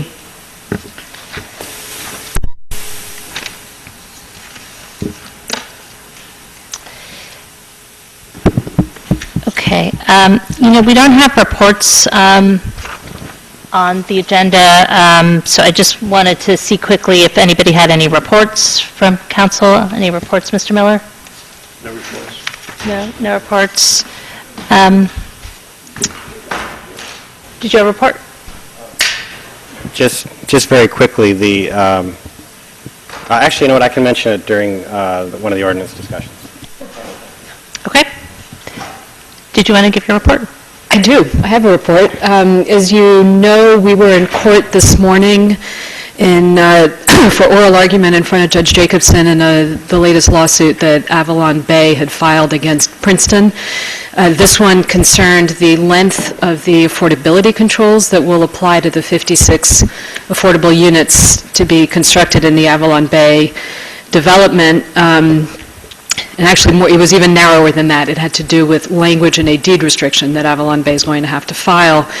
And we had taken the position, or the planning board attorney had taken the position that under controlling regulations promulgated by the state, the affordability controls last for a minimum of 30 years and continue until the municipality elects to release them by ordinance. Avalon Bay's position was that under the regulations and under language in the developers agreement and under a 1996 borough ordinance, the controls would in essence expire automatically after 30 years. Or conversely, that we had, in the developers agreement, prospectively elected to terminate them at the end of the 30 years. So I'm very pleased to report that Judge Jacobson disagreed with Avalon Bay and agreed right down the line with Princeton's position on the deed restrictions. I can, if you'll bear with me, I can give you a few highlights. She did not issue a written decision. She did what a lot of judges do, which is give an oral decision on the bench. So it's recorded, one can get a transcript of it, but unfortunately I don't have a written decision that I can share with you, so I'll just give you some highlights from the notes that I took as she read it into the record. One of the things that I really want to highlight, I think Avalon Bay throughout in its briefs and during the oral argument was accusing Princeton of acting in bad faith in this case. And Judge Jacobson went to great lengths to state over and over again that she found no bad faith whatsoever on the part of the municipality. One of the counts in Avalon Bay's complaint was that we had violated what's called, it's a contractual term, but the duty of good faith and fair dealing, which is basically something that's implicit whenever parties enter into contracts with each other. You're going to deal with each other fairly. And she agreed, that applies to municipalities. Yes, it does. I would tell you the same thing. She also found that Princeton had not violated that obligation, that it had behaved in good faith throughout. I mean, she also found Avalon Bay behaved in good faith, but frankly, we never really said otherwise. So that wasn't an issue as far as I was concerned. But here's where she came out, that at the end of the day, as a court, she's duty-bound to give deference to regulations that are duly promulgated by the state and to how the promulgating agency interprets its own regulations. And when she read the language of the UHAC Uniform Housing Affordability Control regulations, she found that both that language and comments made by the agency itself made it clear that the municipality must elect to terminate affordability controls, and that election can't be made until 30 years have elapsed, and the election has to be made by ordinance. She also found that a developer's agreement cannot trump a state regulation. Put very simply, parties cannot agree to violate the law, was how she framed it. She didn't think that the language in the developer's agreement, by the way, did contravene the regulation, but even if it did, it would be unenforceable.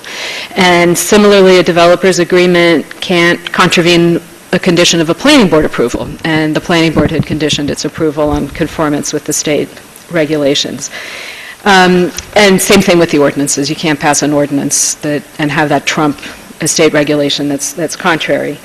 So, as I said, her ultimate conclusion was that the deed restriction language that we asked for is consistent with the UHAC regulations, that we are reasonable in requesting compliance with the UHAC regulations, that, in fact, her term where we are appropriately seeking compliance with UHAC, that there was no violation of our duty of good faith and fair dealing. She did acknowledge that given the history between Princeton and Avalon Bay, that she could understand Avalon Bay's evident frustration that was, the rhetoric contained in the briefs was how she termed it. But, and this is what I really wanted to bring to your attention, she said not only was Princeton not in bad faith in this litigation, Princeton was not in bad faith when it asked for stringent environmental controls last year. Princeton was not trying to put a roadblock up to delay the project by asking for this particular deed restriction. Princeton was not trying to play gotcha with Avalon Bay, because we've been telling them since January 2014 the language that we wanted, that the defendants, as in meaning the municipality, the mayor and council, and the planning board, all had the right to rely on the planning board attorney's interpretation of the regulations, that she could understand that emotions were running high, but that there was no bad faith on either side. So I think, in other words, let's everybody please move on.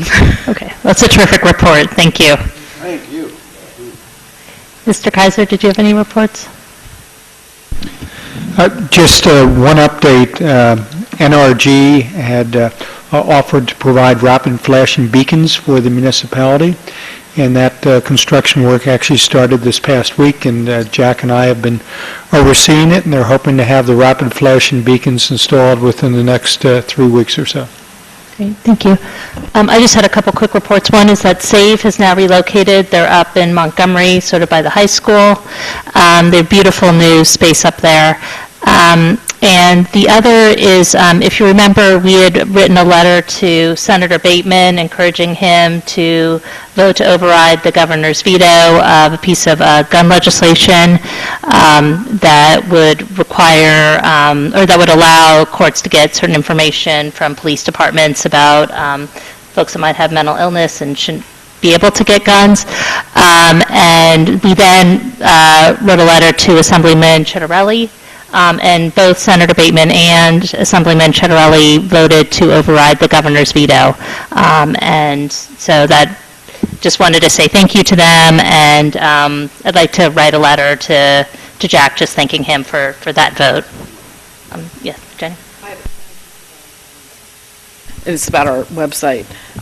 So Liz and I are meeting tomorrow, and I mean, I've been talking with the website developer, and I wanted to tell the people in the community that we are going, the website that we're working on is going to be a Joomla website. So if there are any people in the community that are experts in Joomla, it's a content management system. It's an open software system that is, collaborated on by thousands, if not millions of people.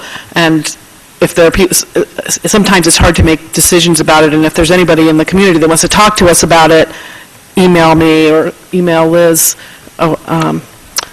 So it's going along, and the target date is probably March to go live. With respect to that report, are you at the point where you're seeking input from commissions and committees, et cetera, who may want to beef up their portion of the website? We are, we're developing a structure for those pages, and we'd welcome anyone who wanted to to give us input. We're not putting specific content up quite yet, but we will be very soon. And so, okay. But any input from anyone is always welcome, because it's hard to figure out, where things should go and what things and prioritize on the website. There ends up being 100 links on one page. But like rec, and does Corner House have their own? Well, Recreation, Corner House, and the police are probably going to have their own template. Well, they're just so different than the other departments that they're going to need their own specialized pages, but everybody else we're going to try to make more standardized. Right, and the other departments are going to have a little bit more on their pages too, so yeah. We'll be talking to everyone about it. Okay. Okay, so I'm noticing the clock, so I'd like to keep moving. We have our work session now that I want to turn things over to Mark to just walk us through. But we had decided as a council, I think a year and a half or 2 years ago, to move to action-oriented minutes. And there had been some back and forth just to make sure that everybody had the same understanding of what that meant. So Mark did a really terrific memo here. I don't know if you want to walk us through this. Thank you, Mayor. I will do that. First, what I want to do is kind of just confirm the guidelines for putting together and standardizing our action-oriented minutes. And I'm just going to walk through different portions of the minutes in terms of so we all have the same understanding. First, any item that's under considerations, we're talking about resolutions or ordinances. Those items, at a minimum, will be shown the full title of the item under consideration and the votes and the conclusion of that item, what was decided.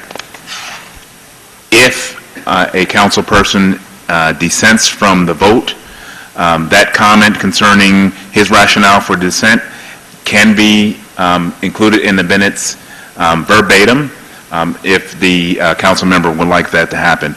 Other than that, that would be the only comments that will be on the minutes.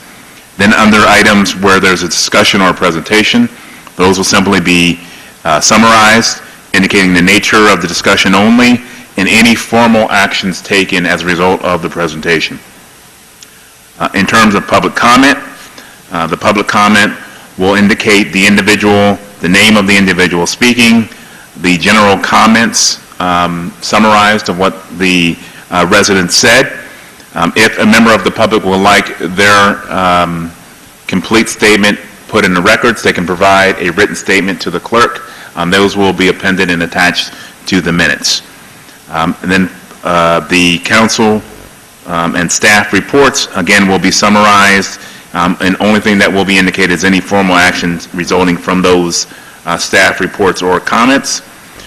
Any work session items will record a summary of the discussion of the resolution or ordinance or action item, what the formal, if there was a formal action, what the formal action that was taken will be reflected in the minutes. And that's how we will, in terms of the guidelines, we'll provide to staff in preparation for the minutes. I just want to make sure that we're all on the same page. As there's other things that the council would like to see, now's the time to kind of adjust those parameters. There's one more thing that we also wanted to discuss, that's the video that's on the site. And I've shared with the council, there is a software that would allow us to index the video to the agenda, which would allow residents to go directly to an agenda item and just view that portion of the minutes. In order to do that, that would be additional cost to the municipality, and that's $600 a month or $7,200 annually for that service. So can I jump in? Yeah, let's talk about that technology second, but let's just talk about the minute structure first. I don't know if there's any, did you have a comment on the minutes or the technology? Okay, Ms. Howard?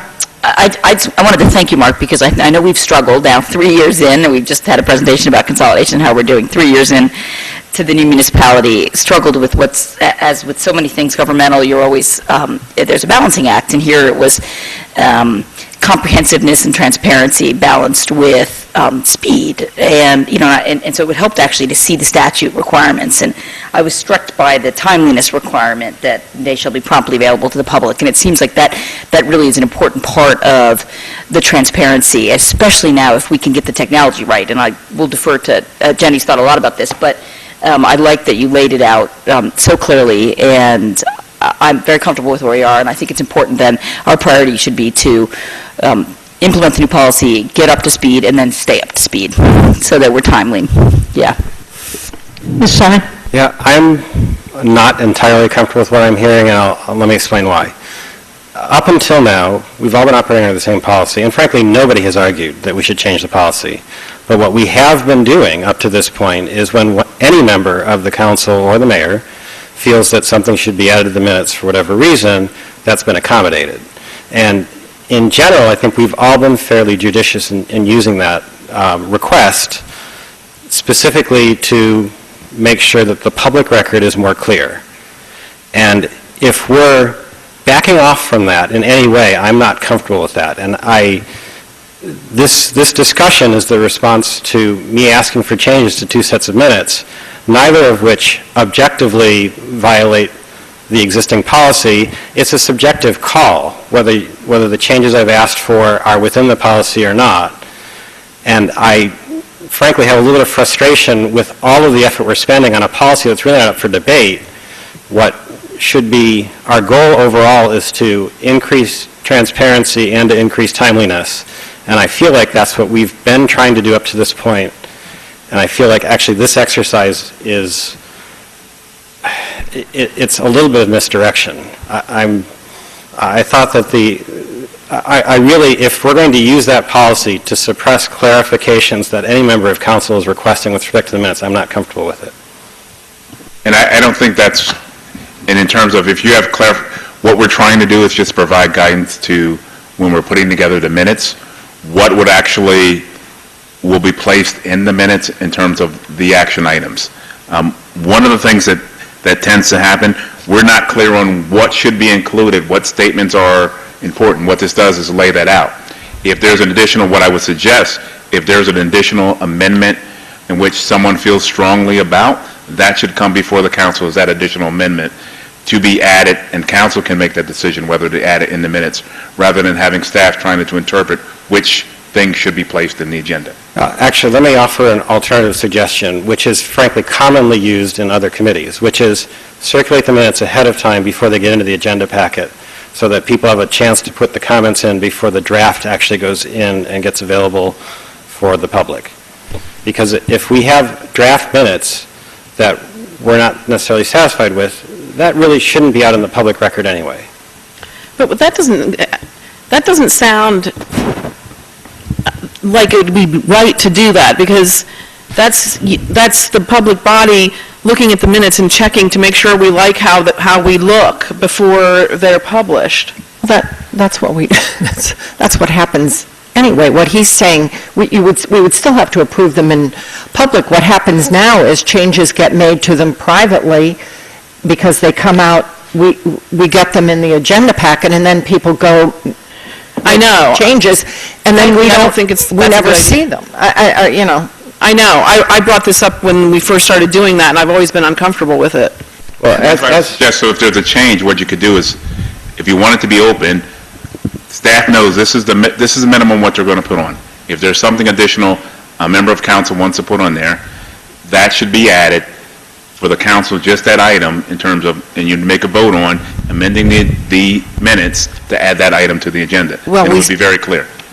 Before you got here, we went through that trying to correct the minutes in public, and there was no tolerance for that. So could I make a slightly different point? And I was going to save this for our goals meeting. You reference in here Robert's Rules of Order, but the fact is we don't operate by Robert's Rules of Order, and I think that is, we don't operate by any rules, really. So one of my goals for 2016 was to suggest that perhaps we create bylaws for how the council operates as a body. And I don't know, Trishka, do you know of other municipalities that have bylaws that we could call upon so we're not reinventing the wheel? I'm sure there are, and I know exactly who to call to find out. Bill Kearns, who's general counsel to the league, he's my go-to guy, especially because Robert's rules really are a very imperfect fit for. I've read that. I don't understand that. They're really not tailored for how a lot of our forms of government function. So I'm sure that there are bylaws out there that we can look to for guidance. That is something I'd like to put on the goals for 2016. But I think what I see happen a lot is we have discussions about things that haven't been introduced, and so then we have a discussion about how we might change them before they're introduced.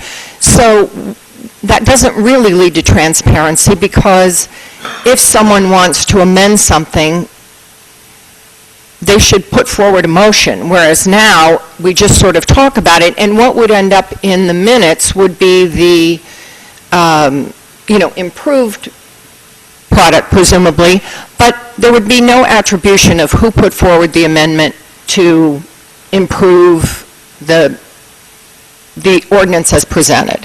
So I think we need to review something, whether it's Robert Rules of Orders, but we need to, I think, have a motion and a second before we have a discussion. If someone wants to amend it, then that has to be in there also as an action item. So I think we've got kind of a flawed, we're not doing things quite according to Hoyle or Robert's Rules of Orders, and so if we're going to streamline these minutes, I think we need to get more on a, have a better process. Ms. Howard? I think that's a good idea, and that complements how we're clarifying our minutes policy, because if I can restate it so I make sure I'm understanding correctly, what you're saying is we need to formalize some of what we're doing here, because, that would provide more clarity to staff and the public, and formalizing it would also then feed into the minutes. I think, Patrick, to go back to your point, I'm always going to be supportive if people want to make changes to the minutes that reflect something they said, but I think what we're talking about here is really saying that the core of our minutes are actionable items. And so actionable items don't mean my comment about grants when we discussed the budget stuff. It's what did we do? Did we accept the report? And so we're trying to get back to really actionable items, and actionable items are when the entire council has acted on something, right? Not when an individual council member has made a comment, is how I understood that memo. And I think that's why, Joe, to pick up on your point, if we're formalizing a bit more what we're doing, then that will lead to us wrapping up conversations with more clarity for staff and the public. So, not to mention the added benefit, it will feed the minutes under this new standard, right? Right, I agree completely with Okay, that. I think there's some consensus on that then. I agree. Which is terrific. Okay, and then, so we will, every time we make a change, we're going to introduce things before you discuss them, and then if there's any amendments, we'll vote on those, we'll try to.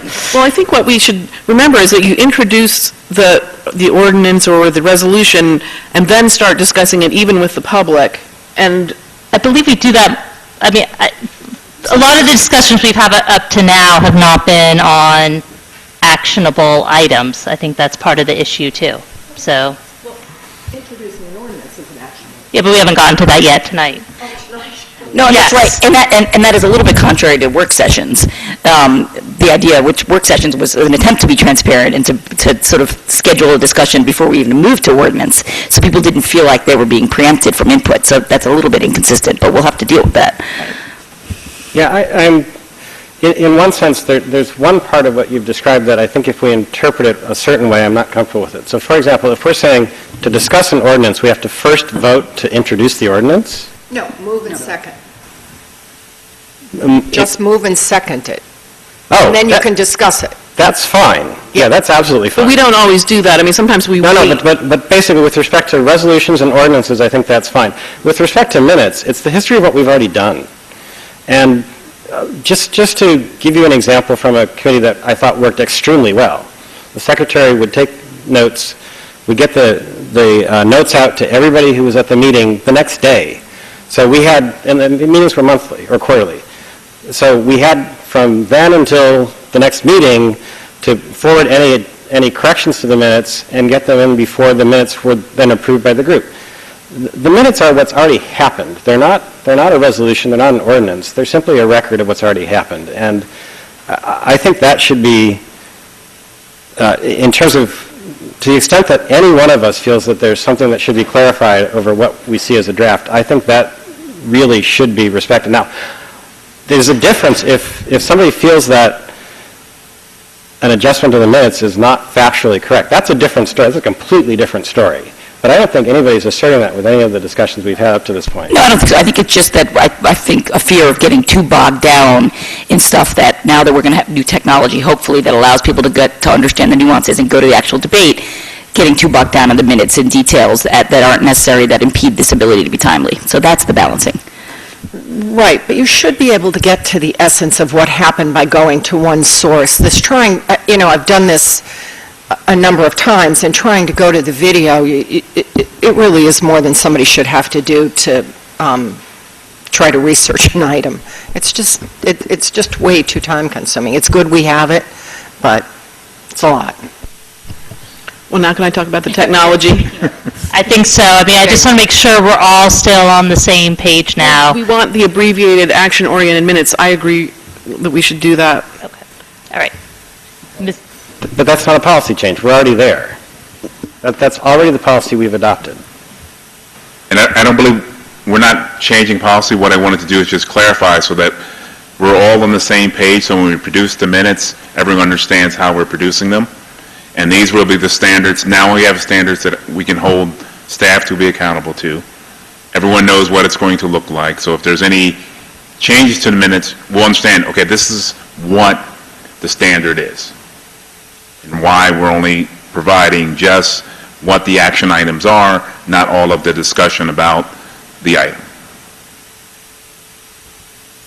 Okay. Ms. Krummeler, do you want to say something about the technology? Well, just quickly, for one thing, I wanted to know, when is our ICQM, or whatever the agenda software, when's that license due?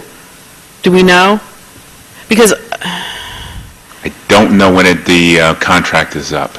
Because I don't think the agenda software we've tried it, I don't know, how long have we had it? A year? Or has it been? It's not working. There's blank pages everywhere. It's not working, and this is my opinion, and it doesn't have the ability for the public to make comment.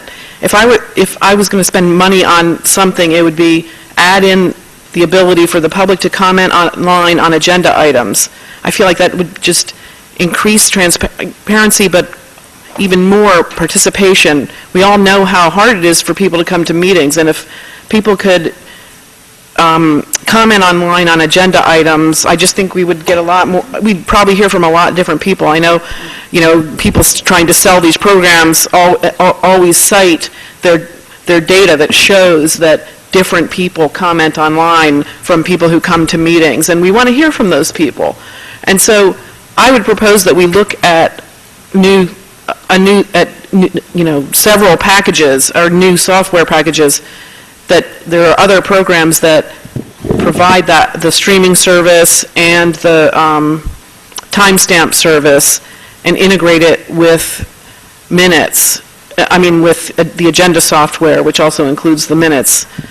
I just don't know if what we have is the best we have. I tend to think it's not, since it doesn't incorporate public comments. So I don't want to spend money on a different module.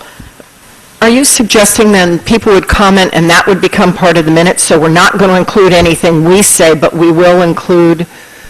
Yeah, we don't talk at all. We just listen to the comments. No. I'm just saying, so I'd like to, I don't know how it works in other communities, but... Whether they become part of the public record?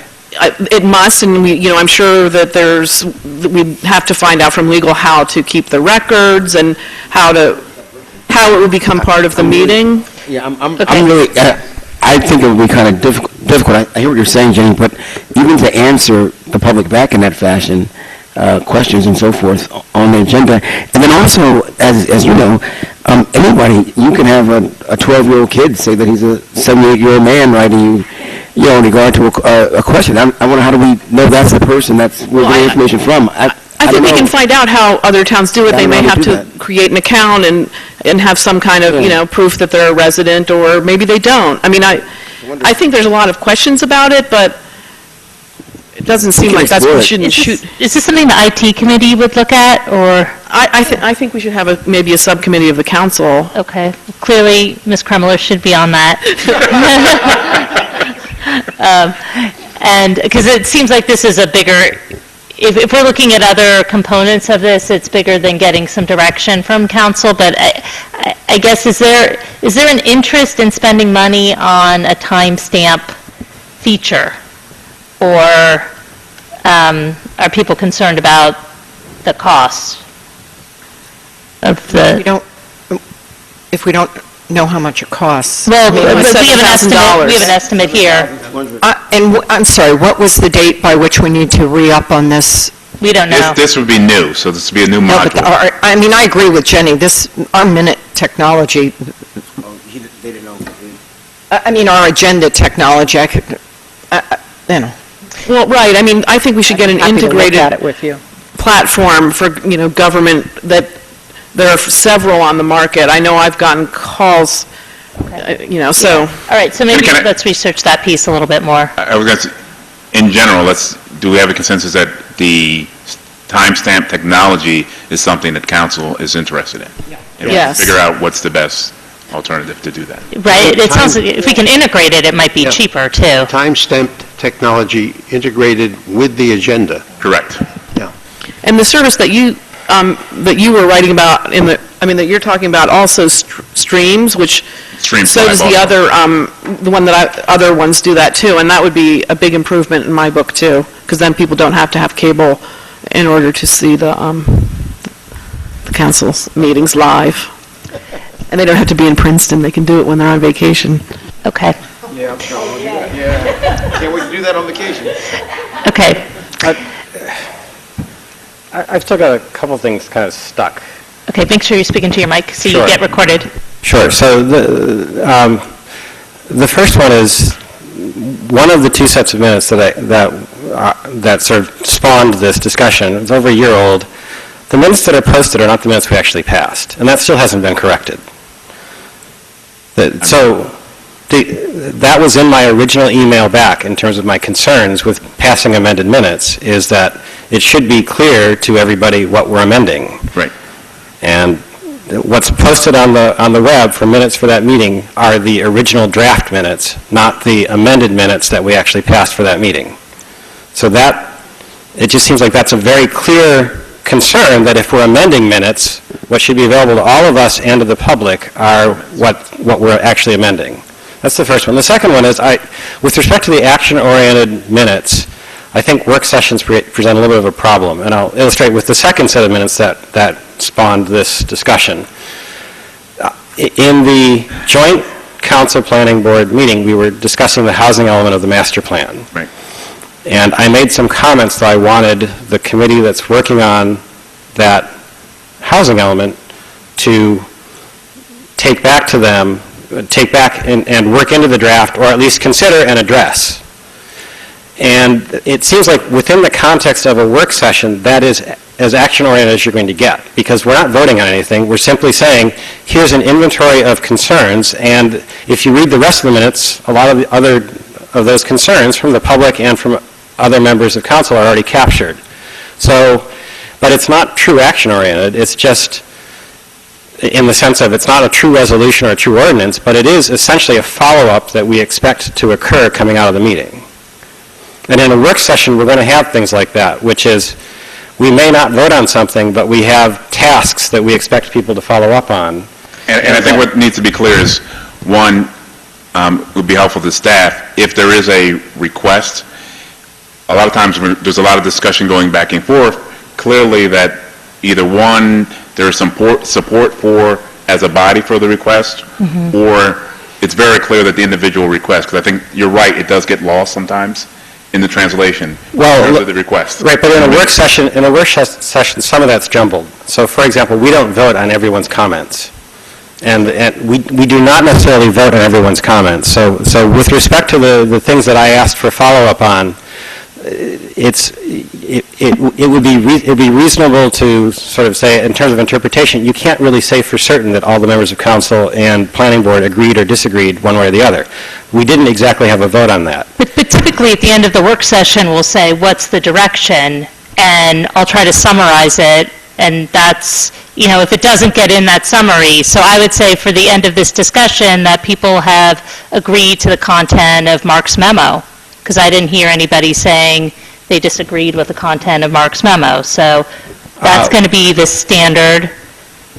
Well, actually, I am supplementing the content of Mark's memo with any one of us up here who feels that the minutes need to be clarified should be able to request that clarification, and that should get into the minutes. Well, I don't know if I've heard consensus on that. I guess I still have a question, Patrick, because is the question that your concern is not reflected in the minutes, or is it that the thing you raised didn't get followed up on? That would seem more fundamental and more of a greater concern. No, they're sort of two separate ones. So for example, I don't think the minutes are the right. If your issues are not getting followed up on, then that's an issue we should address. But whether they're an individual, I'm not sure the minutes is the right place to be addressing this. Well, wait. Let me make sure I'm hearing that correctly, because essentially we were discussing the housing element, the draft for the new housing element of the master plan. And I asked for a few follow-ups that were not captured. And there were plenty of other ones that were. It seems to me that is appropriate to record in the minutes. And if I've caught that they're missing, and I go to the trouble of asking the clerk to add them, they should be added. I don't really see why there's any debate on that point. So, okay, but the work did happen, the follow-up did happen. It just I don't know. We haven't had the follow-up meetings for that particular. I mean, that would be the concern. But yes, there should be uniformity if some were and some were not. That I get. But I mean,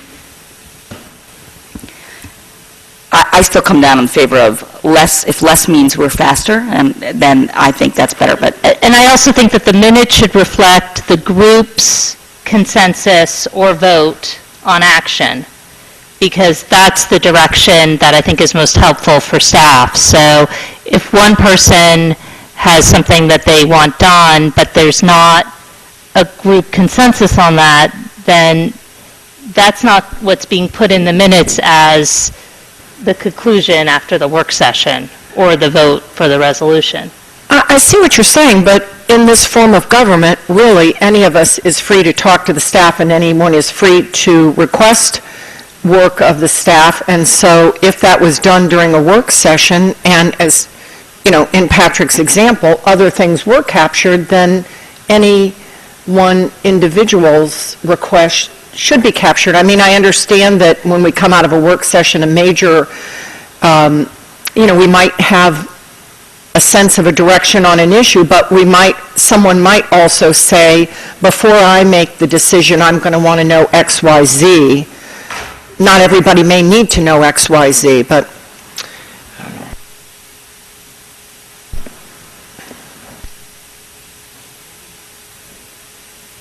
okay. What staff needs just guidance on how to capture in the minutes. So it's not in all cases is it really clear of what should be and what shouldn't be. That's really the purpose of just walking through this. I want to make sure that I can let staff know this is what you need to make sure is in the minutes. Now, whether they get amended or not, that's, you know, the responsibility of the council can amend those minutes. But what I want to be able to do is give staff direction of this is what you need to put in the minutes at a minimum.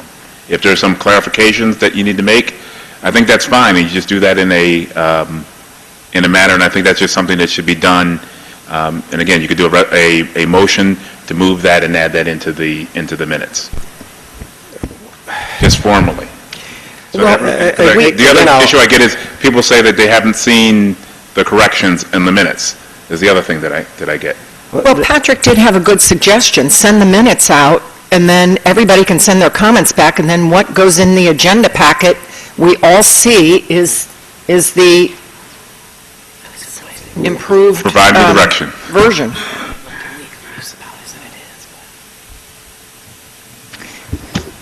All right, I need somebody on council to say, these are council's minutes, so.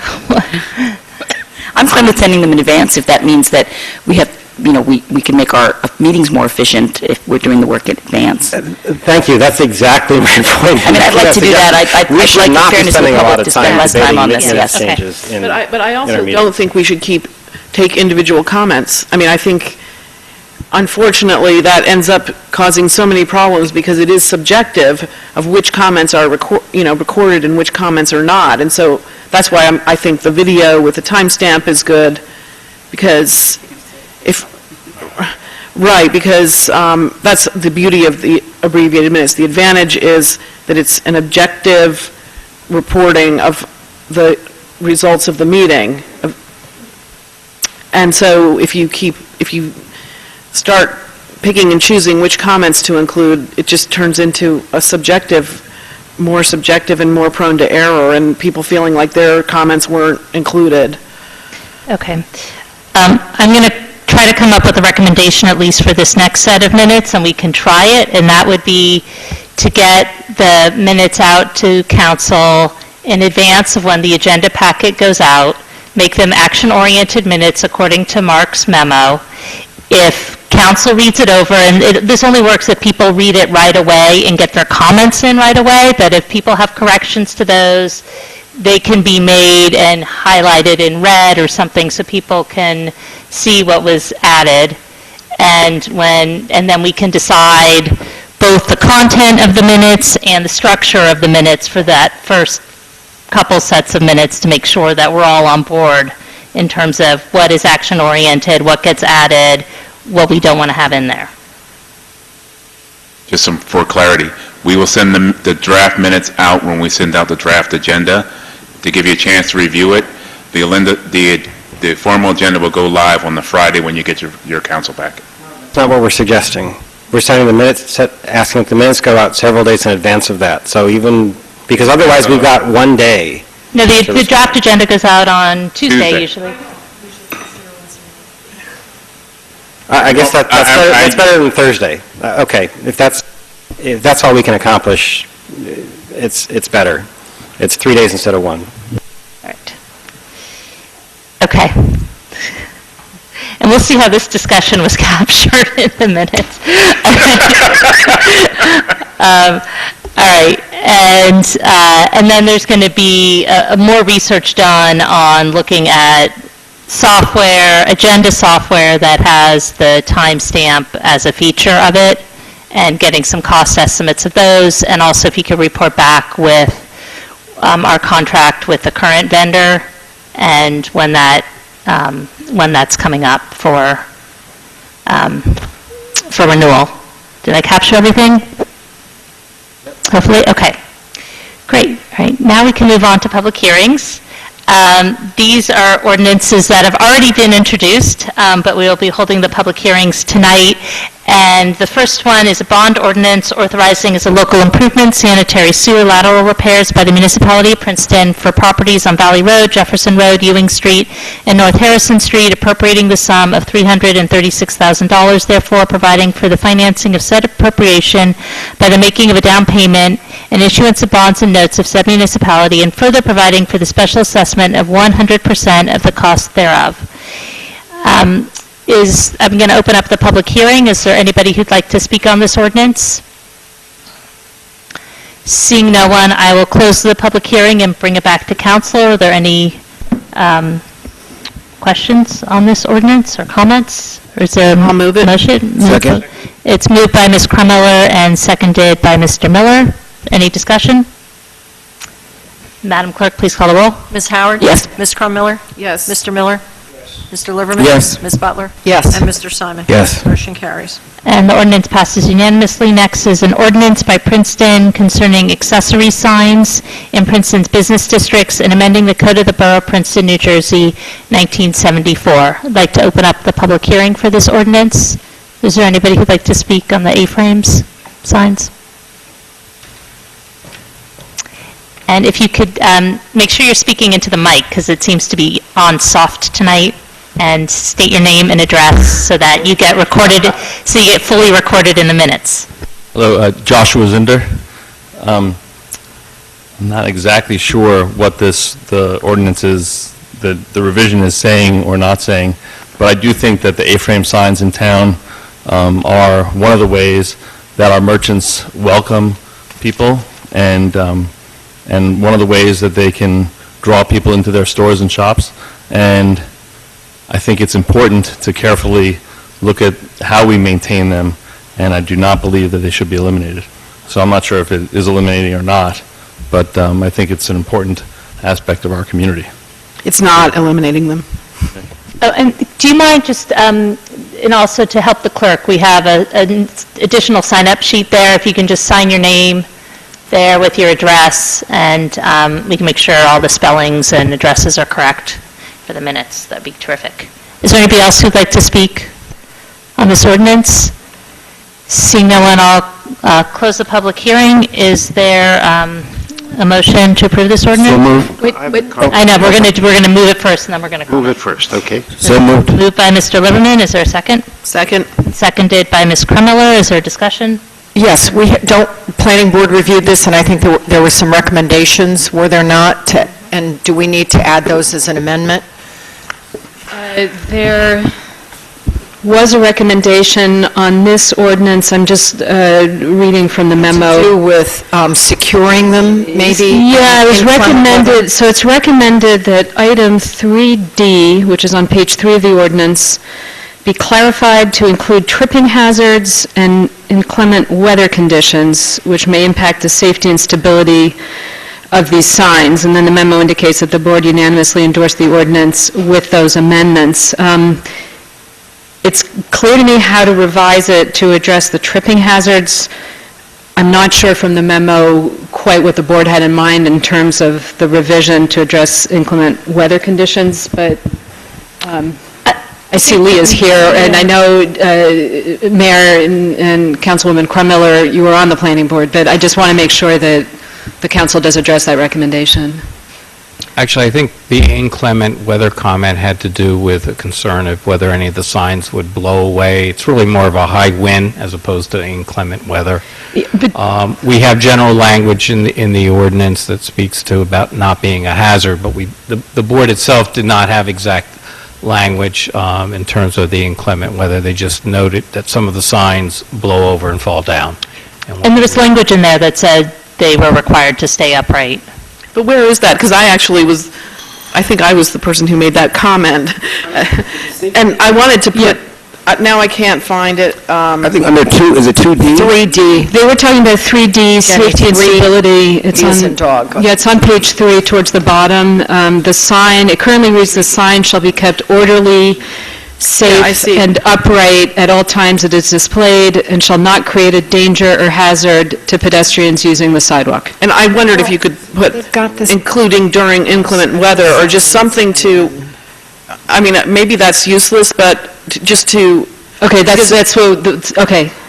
I mean, if you think that's fine. okay. I think it's fine. It just wasn't, I just couldn't tell from the memo itself what the planning board was recommending in terms of the specific amendment. People have talked about how they blow over in the wind and in storms. Or a high wind, and I mean, it wasn't snow and that kind of thing, or rain, it was high winds. But Was there also an issue related to the fact that some of them are chained down, and did they wanted to eliminate the chains? Well, that was the tripping hazard comment. I think we had one member who actually tripped over something that was either chained or tied down. Well, also, they are supposed to be brought in in the evening, so, I mean, I guess they could unlock the chain, but... If you want, you can put in specific language to it. The staff was comfortable with what we have in D. It's general, but it does allow the zoning officer to go out and say, you're creating an unsafe condition, you need to correct it. I mean, should we put something like, no chain or means to affix the sign shall cause a tripping hazard? Or I have a suggestion, if that's all right. The sign shall be kept orderly, safe, and upright at all times it is displayed, including during inclement weather, and shall not create a danger or hazard, parens, including tripping hazard, close parens, to pedestrians using the sidewalk. And we would insert that in both 2D and 3D, which say the same thing? Yeah, I think that makes sense. The Special planning, signs. the planning board memo only mentions 3D, but I agree with you, it's the same language appears in 2D, so it would make sense to make the change in both Lee, places. So there is a motion to amend the ordinance to, so it's been moved by Ms. Butler and seconded by Mr. Miller, and is there further discussion on that? Do we do a roll call for the amendment? No, I think you can. Not aware that Okay, so all in favor? Aye. Okay. And now we're back to discussing the ordinance, and Mr. Miller, you had a Yes, I had a comment on item B, which appears twice in 2, appears in 2 and appears in 3. The wording of B is a bit awkward and can be misconstrued. It says the sign shall be located a maximum of 4 feet from the business facade it advertises. I think that what's intended there is the sign shall be located not more than 4 feet from the business facade it advertises. And I think that would clarify it and would not leave it open to someone interpreting that to say we shall locate it. Well, I think but that's pointing out that for the group signs, the group sign has to be within 4 feet. But I brought that up at the last meeting when I mentioned Spring Street, that it's way further than 4 feet. The signs advertising things I know. That's why I said it. I think Mr. Miller's just saying that the language is confusing. I think the language can be clarified. It says the sign shall be located a maximum of 4 feet from the business facade it advertises. I think the intent there is the sign shall be located not more than 4 feet. Or what about within 4 feet? I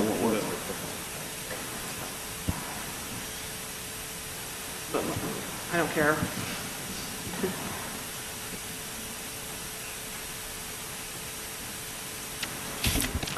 Well, Bernie, you should make a motion if you would like to amend I the move to ordinance. change the wording of B in 2 and B in 3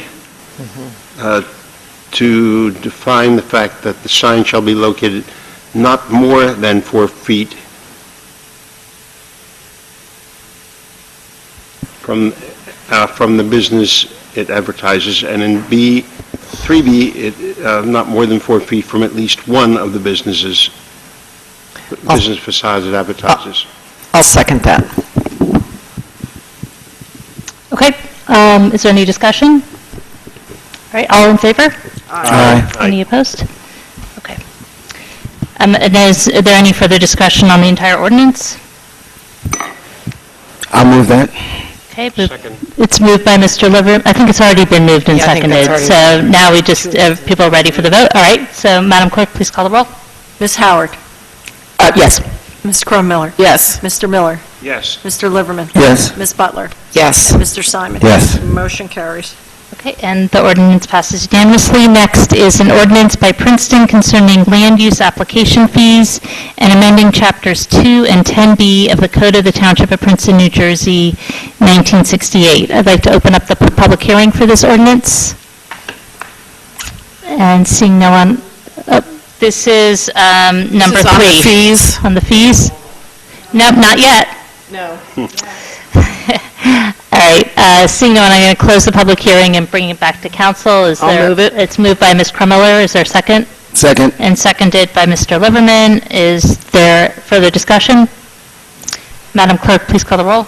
Ms. Howard? Yes. Ms. Crum-Miller? Yes. Mr. Miller? Yes. Mr. Liverman? Yes. Ms. Butler? Yes. And Mr. Simon? Yes. Motion carries. And this ordinance also passes unanimously. Next is an ordinance by Princeton creating exceptions to lot size requirements for existing small lots in the former Township of Princeton and amending the Code of the Township of Princeton, New Jersey, 1968. And I'd like to open up the public hearing for this ordinance.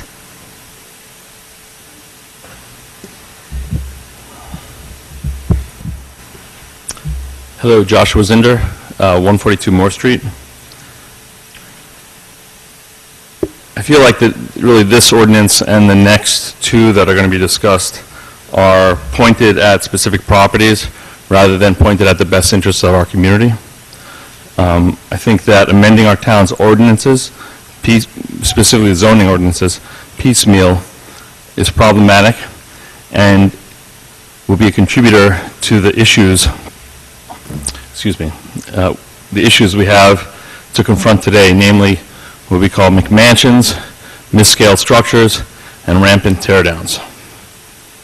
It is pointed to restrict development of any sort in lieu of recognizing that it does not need to be a comprehensive, it should be a comprehensive form-based zoning. This would allow the maintenance of our neighborhoods. Okay, form-based zoning should be looked at in order to maintain the scale of our neighborhoods while still allowing property owners to utilize their property and still maintain the scale of the neighborhood in which they reside. If we continue to go through and chop and divide our properties, we will begin to devalue our properties, which I think is a huge mistake. If the goal is to maintain the scale of our community and our individual neighborhoods, then we should be looking at this holistically. And instead of saying, we're upset that that building got torn down, so therefore we should prevent anyone from tearing down a building, is really short-sighted. And to say that, this structure happens to be 7,000 square feet, and it's currently in a setback, and it's non-conforming, so if somebody goes to tear it down, for whatever reason, if it's literally falling down, which may be the case, to not allow that property owner to rebuild at the same size, I think is really unreasonable. And a form-based zoning would allow this to support the community. So you wouldn't be tearing down houses that are of a certain scale and replacing them with a different scale. You'd be allowing them to work within the volume of what is appropriate to any particular neighborhood. We have many neighborhoods in our community, and they all have different scales that they respond to. And I think these ordinances, these next three, are really ill-advised. And I think the challenge should be put to the town planning board to come up with a comprehensive zoning instead of trying to piecemeal and splice this together. Thank you. Thank you. Is there any other comments? Actually, it is about this one and the next two. Yeah, make sure you state your name, and then when you're done, you can sign here, just to make sure we have it. My name is Dr. Hadaya. My address is 289. We can't hear you either. You got to speak right in the mic. Okay. My name is Dr. Hadaya. My address is 289 Jefferson Road. The three items are problematic because it looked like the township did not take its time to talk to the other residents about what changes they are doing. It looks like they reacted to a problem they have at 126 Valley Road, and they are trying to fix it incorrectly, as he said, by piecemeals, instead of looking at the zoning. So what I think they should do for the next three items is table it and tell the residents who live in the houses that if we get away with what we like to do, your house value is going to go down about 50%. Sometimes because you are not allowed to rebuild a house that you owned before. So you have a choice to throw your dad or your mom out of the house or buy a new house. So the next three items are very unreasonable, and I'll discuss more details when I come to the other two items, especially item 6, because I have a proof that the township did it in reaction to my interview with them. Okay? Thanks. Thank you. And can you just make sure you sign the sheet too? So just make sure you come up and, oh, you did sign it? Great. Super. I'm Charles Carney at 702 Prospect Avenue, Princeton. When this ordinance was presented at the November 9th council meeting, it was coupled with an ordinance eliminating the proportional increase of the FAR for undersized lots. The two ordinances together make perfect sense. The objection most residents have to new houses on non-conforming lots is that they make use of the increase in the FAR to build houses which are much too big for the neighborhood.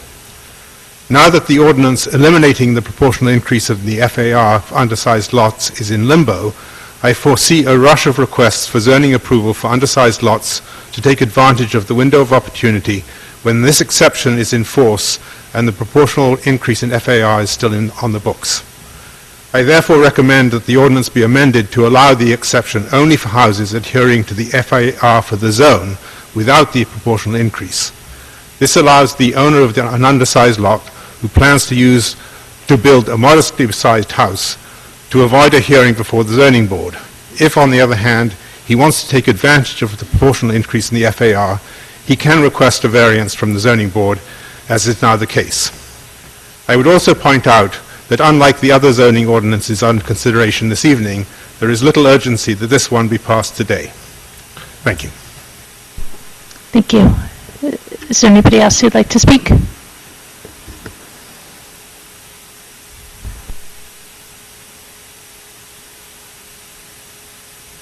Jeff Clark, may I comment on the proportional FAR alone? Is that acceptable? That's not one of the ordinances tonight. Back next time. Yeah, probably in 2016 sometime.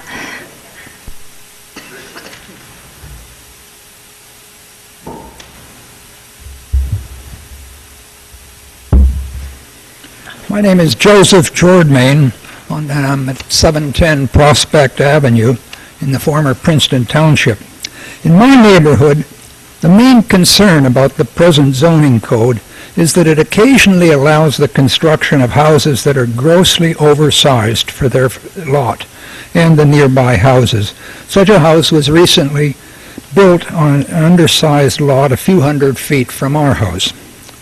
I'm grateful to the council for considering at its two previous meetings the ordinance titled Revising the Definition of Floor Area Ratio and Eliminating Certain Exceptions and Exclusions, as well as the accompanying ordinances. These would go a long way to precluding the construction of more outsized houses like the one in our neighborhood. My concern here is about Ordinance 4 on the agenda, which, if not amended, would allow construction with increased floor area ratio on undersized lots without a variance. It would be essential that passage of this ordinance be coupled to the passage of the ordinance titled Eliminating Proportional Increase in Floor Area Ratio on Undersized Lots. That ordinance was introduced on November 9th, but was tabled for further study. Failure to pass these together, would amount to a loosening of the zoning code. The McMansion issue demands tightening of the zoning code. Thank you very much. Thank you. Oh, and did you sign the sheet? Thank you. If you could sign it right on the table. And is there anybody else who'd like to speak on this ordinance?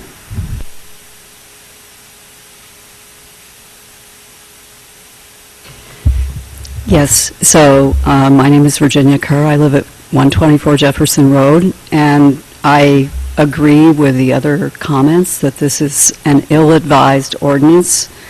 I think it should be rejected. I think the council or the committee that's thinking about our zoning policy needs to rethink this ordinance and perhaps others as well.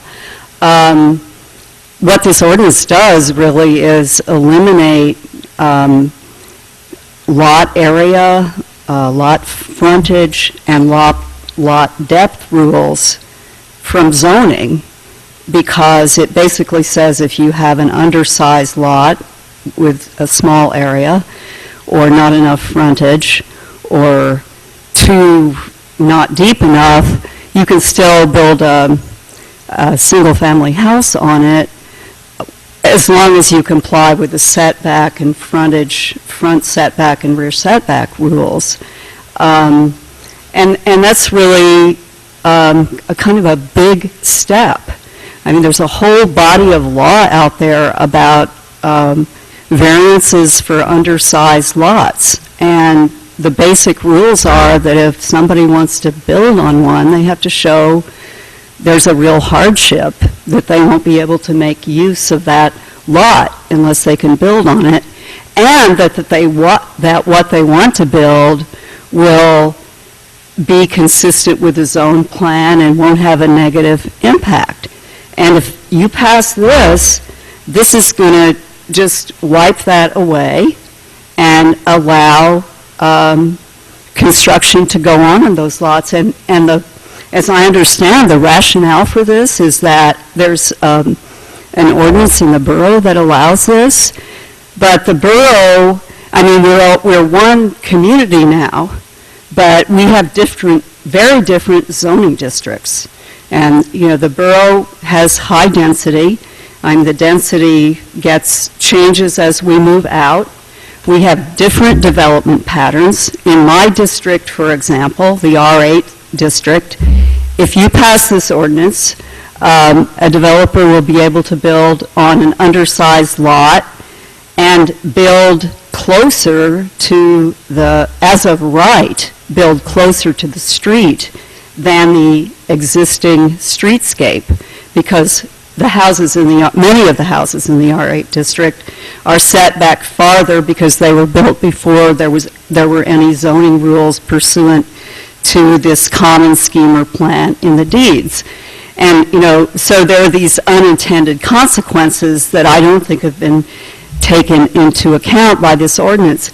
The other thing is really troublesome to me is that this is an ordinance that's like a piece of candy for it's like it encourages tear downs. In my district, I think most of the lots are developed, but there are a lot of smaller houses that are built on undersized lots. And there's a lot of redevelopment going on in which these smaller houses are being torn down and larger ones are being built and sold at a big profit. And this Oh, Bernie is telling me I only have one more minute. Okay, so I don't think this is a good idea, and I think it should be rethought, and I urge you to just put it on the table and send it back to the drawing board. Thank you very much. Thank you.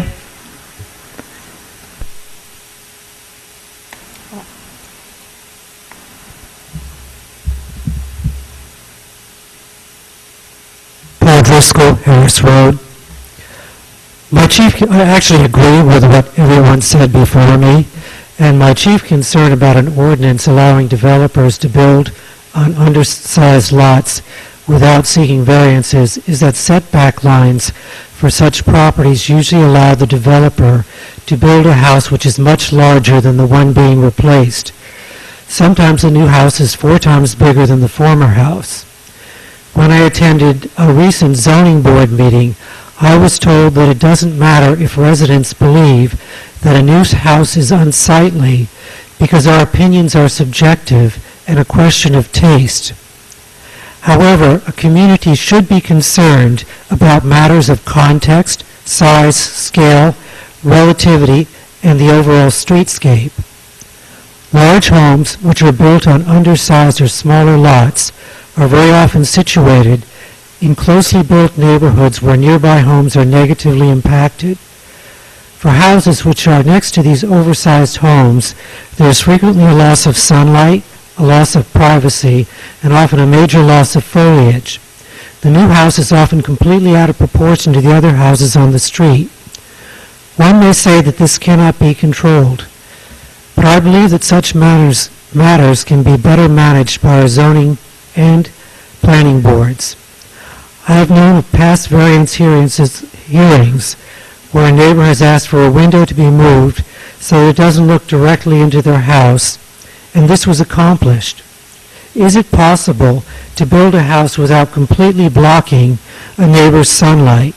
And do we have ordinances that make reference to this? Recently, a developer in town cut down 20 trees, almost all that were on the property. Could this have been modified? When a builder or homeowner seeks a variance, the neighbors must be notified, allowing them to address their concerns. Without the requirement for a variance, nearby residents are forced to accept whatever plan the developer comes up with. The fact that new plans may be conform to existing laws does not mean that nearby neighbors should not be allowed to negotiate at least some type of compromise. I also live in a close neighborhood, and when I applied for a variance, I had to have copies of the plan sent to 8 neighbors. I was told by the planning board office that this was necessary because the planning or zoning board did not want me to change the character of the neighborhood. Certainly, massive new homes, which are out of size and scale with the rest of the neighborhood, do change its character. At the very least, a somewhat affordable home is replaced by a much larger home, which is unaffordable to most people. At a planning board meeting held this past Thursday, we were told that the zoning board can no longer massage these variances to address concerns of the neighbors because through consolidation, we have lost one of the planning boards, and there is no longer time to address issues which the neighbors may have. However, voters chose consolidation in order to create a more efficient government, not to eliminate services.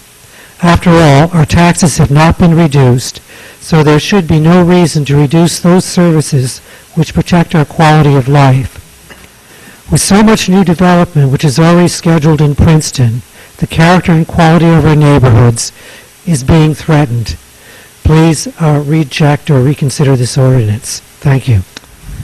Okay, thank you. Is there anybody else who'd like to speak as part of public comment? The past 2 need to sign in, please. If you could sign in, Virginia Kerr also. Virginia, can you sign in, please? Thank you. Or maybe Paul can do it for you. Is there anybody else who'd like to speak? Okay, I'm going to close public comment, and is there a motion and a second so we can have the discussion? Or I can start by just giving the summary of what happened at the planning board, and and Ms. Kremler can help with this. So the planning board struggled with this ordinance more than any of the others, and if you look at the notes, I believe it was a 5-4 vote. So it was barely recommended, and essentially we heard a lot of similar testimony at the planning board, but the reason why it was being proposed is because what's happening right now is when these applications come before the zoning board, you don't need to show any plans for your house. If all you're asking for is the variance of the fact that it's an undersized lot, and you're going to be building a home that does not require any other variances, you're not required to submit any sort of plans. So the zoning board is basically faced with voting yes, because otherwise it would be considered a taking. However, that whole process was upsetting to everybody on the planning board, and so we struggled with it, because the option then is to just not have it noticed to the neighbors, even though what's coming before the zoning board doesn't really have any flexibility. So it's not so much because of consolidation. I mean, I think this was the case before, and I remember in the former township getting this request every year from the zoning board that these applications posed a problem because they would come up and the neighbors would be potentially upset, but that the board felt like they didn't have any power to vote no. But that's the summary. Yeah, and that's why it's hard, that's why it was a difficult issue, and it might be something that we can get at through another set of ordinances. I'm not sure. Right. At the same time, the hearings do provide, like some of the people speaking said, an opportunity for the developers to meet with the neighbors and in some cases negotiate with them. And I've heard from some people that we could require plans, and some of the planning board members also were concerned, wanted to explore that possibility. And I don't know if that's a cut and dry issue that we just cannot provide, we cannot require plans, or if we could look into requiring plans, because I think that seems like a good idea. I don't understand how you can judge whether a plan has a negative impact if you can't see the plan.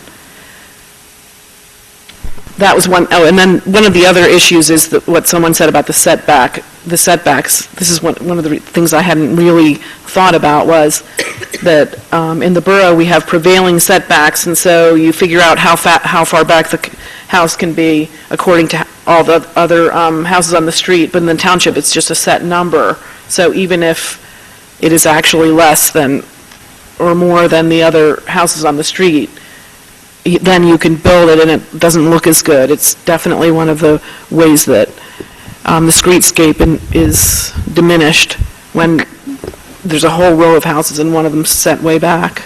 Okay, well, I think we can still have it moved and seconded, and that doesn't obligate you to vote for it, but I think it's important to have it on the table. I'm sorry, if we didn't do anything, would it just be business as usual? We could just let it die on the vine too.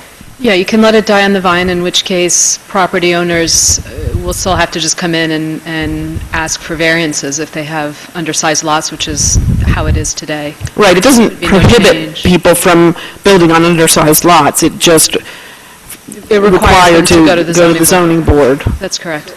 That's correct. Right. In the other alternative, you had comments from the public that I think some of the concerns that were expressed were if this was decoupled from the ordinance that addresses the proportional increase in FAR, which I believe is on for public hearing on the 21st. So it's not? Oh, no, that one never got. We held it. That was the one that went by the wayside. I'm losing track of my ordinances. I apologize. So, yeah, you can let it die on the vine. The only thing is, if you're not going to let it die on the vine, there was a recommendation from the planning board about limiting this to isolated lots, I think was what the memo said, and Again, maybe I I'm think it feeling was really about obtuse tonight, I'm not sure I what that think, means. so the reasoning behind that was there was a concern that you could subdivide a lot and end up with two undersized lots and then be allowed to build two homes? No, this is only for lots that were in existence and shown on the tax maps as of 1968. Okay. If I could, I think the second point that wasn't discussed that the planning board raised was in terms of treating everybody fairly. If you happen to have an isolated undersized lot in the borough, you don't go to the zoning board. If you have a isolated undersized lot in the township, you do. So they were suggesting that you consider, if you choose not to enact it, and I don't think you can do that tonight, you may want to look into treating the borough the same way, and we need to have a discussion of which way it is you're going to want to treat it.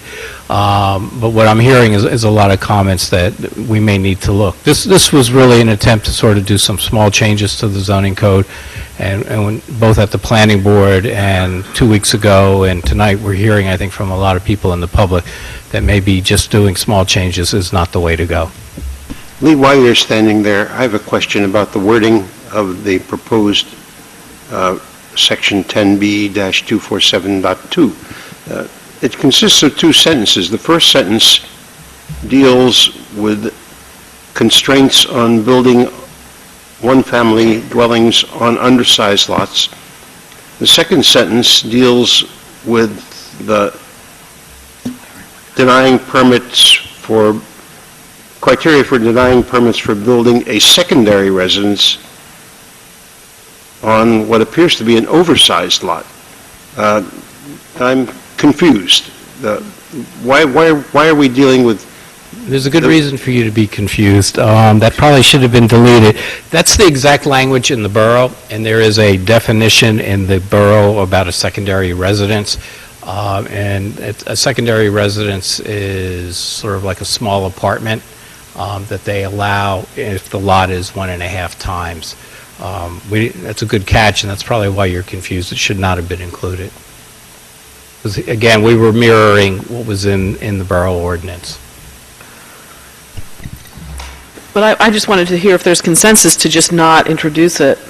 That's where I would be. Well, it's been introduced, it would be consensus not to adopt it. I mean, not to adopt it, or not to vote. Can I speak generally about this? I think that we all agree that we would like to try to limit McMansions, whatever that means, to various people to the extent possible, and I appreciate the effort, but this was presented to us a couple of weeks ago as we were going to make some tweaks, and nothing has been more upsetting to people on both sides of the issue than these tweaks that we were going to make.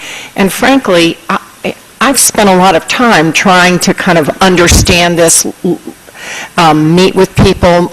Mr. Carney, thank you for your email. I mean, lots of people have been weighing in on this issue, and I think we need a more comprehensive look at this. I'm thinking back to the comment that was made by someone, I think, who's on the zoning board that maybe said we need to review, review the zoning. And the other thing is that it came up again in the public comment on the historic district in the Witherspoon-Jackson.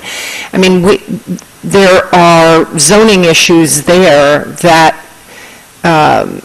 setback issues that I don't think creating a historic district will necessarily have the effect that we would like it to have if we don't also have changes to some of the zoning, in particular some of the setback requirements. So, I guess we can continue to go through these, but I really would feel better if we had a more comprehensive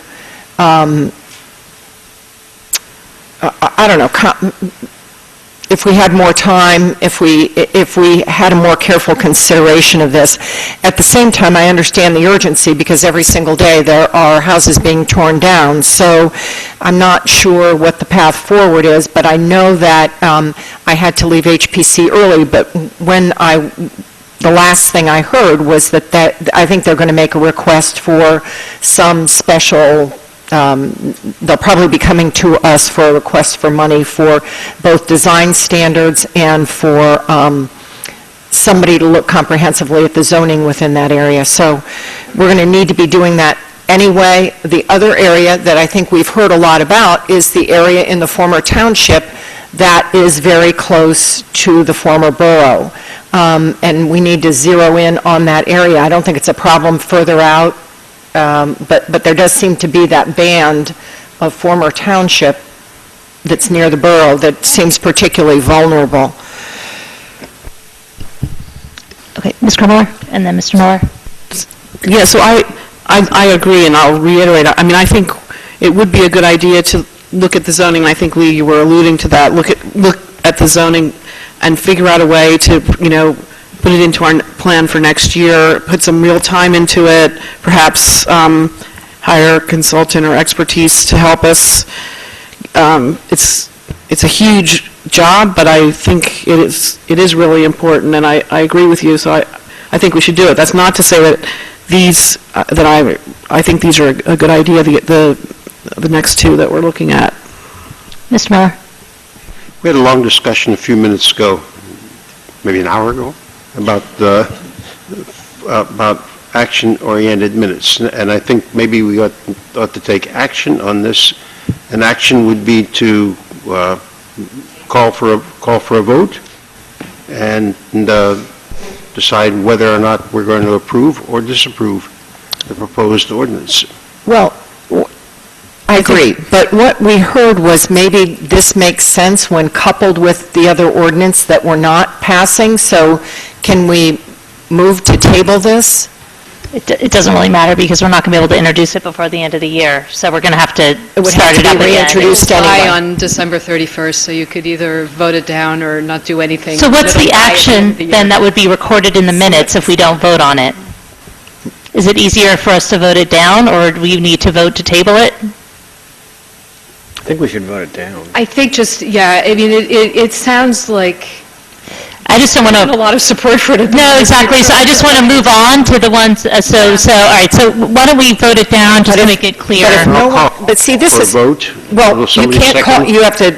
Someone has to introduce it. I mean, someone has to move it, and no one wants to move it. I'll move it. I just moved it. I'll second it. All right. All right. So it's moved by Mr. Simon. I had one more discussion point I just wanted to get out there. Well, I just want to say for the clerk that it was moved by Mr. Miller and seconded by Ms. Krummeller. Thank you. All right, this should be very quick, but given the discussions and emails, every issue that I've seen in those has been raised except for one that I want to just ask about, and this is for Mr. Soto, probably to think about. I'm not sure what to do about it tonight, but one of the reasons to have plans reviewed by a zoning board is that sometimes you catch things that are in terms of private agreements that the neighbors, and that actually came up in a recent case that went before the zoning board, is that a neighbor was able to sort out something that had to do with a private easement. And so a question I would like to ask is whether we could somehow empower the staff through ordinance to essentially ascertain that all private easements have been addressed in some way. And I'm leaving this very open so that you can be creative in terms of how you want to solve it. But whether the only solution is to have a zoning board hearing, or whether there would be potential staff remedies to address this. And I'm not saying the staff should enforce private easements. I'm just simply asking whether they can make sure there's an inventory of them and that the easements have been discussed between the parties, and that the parties agree, otherwise that there might need to be a hearing. Thank you for the clarification, because I was going to say we can enforce them. I'll meet with the municipal attorney to talk about what we can, because a lot of times they don't come up until you actually do deed. A lot of times they don't, the issue of a private restriction, unless you do a deed search, and we don't see those, so it's going to be difficult to do. But I'll meet with the municipal attorney to see if there is some way we can itemize them. Some of the issue is many of those deed restrictives are unconstitutional. So I don't know whether we want to be stepping into any of that. And I'm not suggesting we're enforcing them, but that we're doing, if there's gives pause when you think about there's some kind of inventory of them that has been accounted for. Right, but knowing And what that some of the those parties- restrictions are, I don't know if we really want to be the one doing that. If there's no further discussion, Well, I just wanted to ask the other council members if there was support for pushing a little on the issue of requiring plans. If you want to find out if we can do that. Yes. So that be reflected in the minutes. Yep. There was consensus on that, so that should be reflected in the minutes to look at the plans. See if we can require plans for applications before the zoning board, even if they're conforming in other ways. All right, and Madam Clerk, please call the roll. Ms. Howard? No. Ms. Cromiller? No. Mr. Miller? No. Mr. Liverman? No. Ms. Butler? No. Mr. Simon? No. The motion is defeated. Okay. And the next ordinance is an ordinance by Princeton eliminating the ability to reconstruct a building to its prior non-conforming floor area ratio and amending the Code of the Borough of Princeton, New Jersey, 1974. And I'd like to open up the public hearing for this ordinance.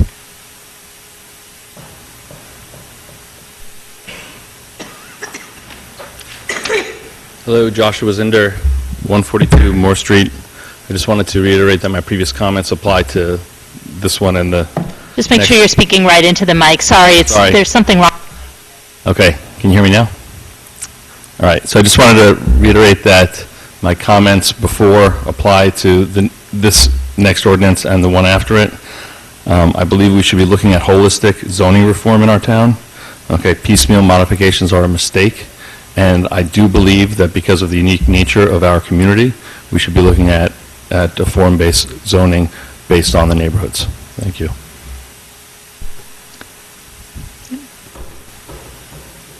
Okay, I'm going back to the reason why this law was introduced, and I believe it is due to the mistakes the township overlooked on 126 Valley Road. Instead of finding out, which they know, that this house, the two houses built, not only violated the zoning law, there is usually a fine of $1,000 in other township per day till they comply. And the square footage on this, when they apply it, the person who built the house, he had 400 square foot above the garage that are not, they exceed the FAR ratio, so it looks like the law has been applied selectively. And instead of them having him remove the cover, and the building will look better after he take those two huge rooms above the garage, they got from the township input that they are not happy. It was in the newspaper, so they decided to do collective punishment against us by introducing law that are piecemeal just to make them look good. This is what I think happened. I know I have two pending applications with them, and because of my comments, one of the zoning officers told me, you're going to have a hard time. Basically, we're going to make everything to make sure you don't get your application approved. So they are taking things personal instead of looking at overall view. On Friday, I talked to a person by the name of Derek, and I asked him about interpretation of part of the law regarding the zoning, the date. Like I have a property that it was approved 2008. There was a law allowing me to delay registering it for a few years because of financial hardship that the township passed. Because I didn't register it, they decided to tell me, you have not been approved. Approved is when that time. So they are using to be the judge and executor at the same time. They did not. I tried to put the application, they refused it. I have to pay $25,000 over the weekend for somebody to adjust my application and make it major subdivision instead of, what do you call it, minor subdivision.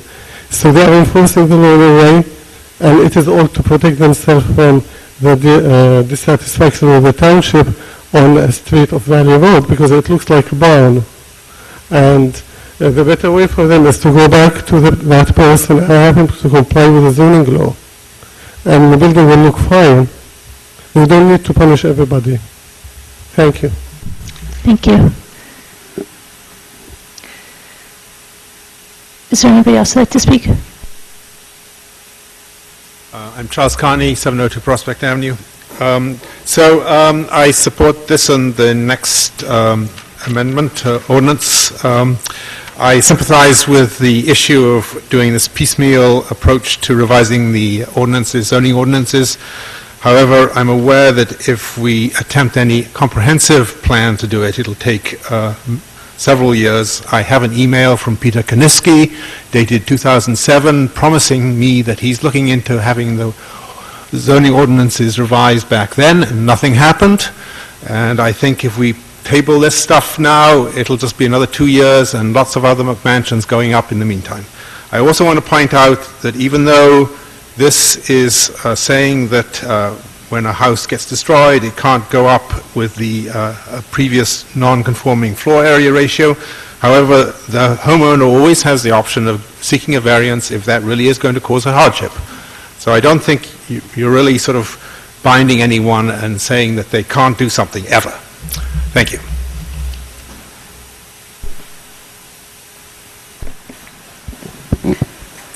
Is there anybody else who'd like to speak as part of public comment? All right, seeing no one, I'll close the public hearing for this ordinance and bring it back to council. Is there? I'll move it. It's moved by Ms. Krummeller and seconded by Ms. Howard. Is there discussion? Yes. Lee, how many properties are we talking about that are on non-conforming lots? I mean, this has come up through the HPC. There's been some discussion about this, and how many? It depends on what portion of town you're talking about. There are a lot of lots. This ordinance, though, isn't about non-conforming lots. This is only in the borough.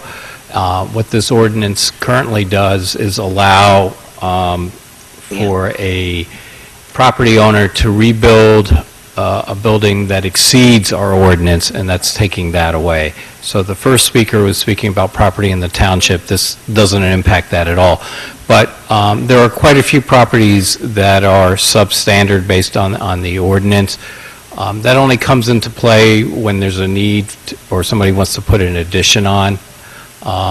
So I don't have an answer. It seems that many of the smaller lots in the former borough would be the R4 and R3, and then in the township, the R9 and the R8 district have it, simply because most of those lots were developed prior to the zoning, when the zoning went in place. But again, I think your comment may speak to the need to take a more holistic look. I mean, we've begun some steps to take a look at form-based code, whether that'll work, or if we just need to look at our conventional zoning and maybe actually tackle the conundrum about reducing FAR or putting on a building cap again.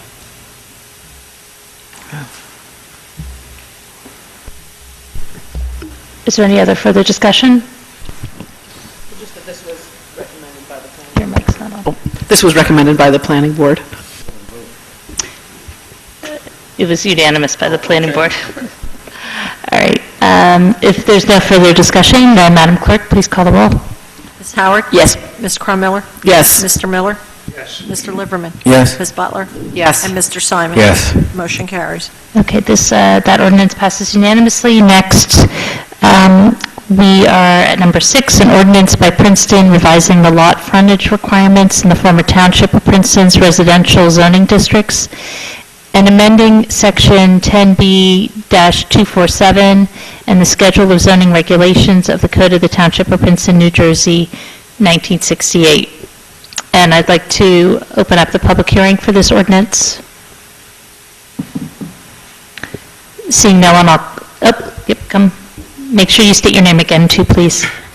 Okay, see, actually, this is the issue that I came to the zoning board to talk about. I call this a bad faith based on the township. On September 9th, I brought my lawyer and met with the chief of zoning and the chief of planning. We gave them a few suggestions on a couple of lots I have to do the frontier, which is half what is allowed, and to do the other allowed, the change in the law about the zigzag law. They told me we'll get back to you in a month, so they threw me out till October. October, my lawyer, Christar, sent them an email, and he didn't receive any response. About a month later, we decided that they are not responding, and let me start the paperwork and application. I found out that after we had a discussion with them, the way they decided to block me is by introducing it into a law. In 2008, I was the one who picked up the flag lot, and there were not too many people doing flag lots. Within a year or so, they introduced a law to stop flag lot. It looks like they are taking it personal instead of, they changed the law twice for my application. It is just unreal. And I don't really like to end up hiring a lawyer to defend myself to get my rights and to be treated equally to other people who live in a township, but it looks every time I put an application, they make a law against it.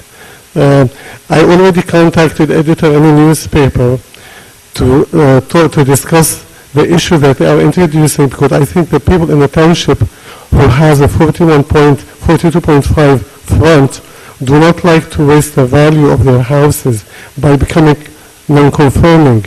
Maybe there is like 500 houses who do not conform now if they introduce the law. Why should those people lose money when they want to sell the house again if there is no benefit? If there is a benefit, they need to show us, in any reputable governing body, they do statistics. They see how many people are going to benefit, how many people are going to be hurt.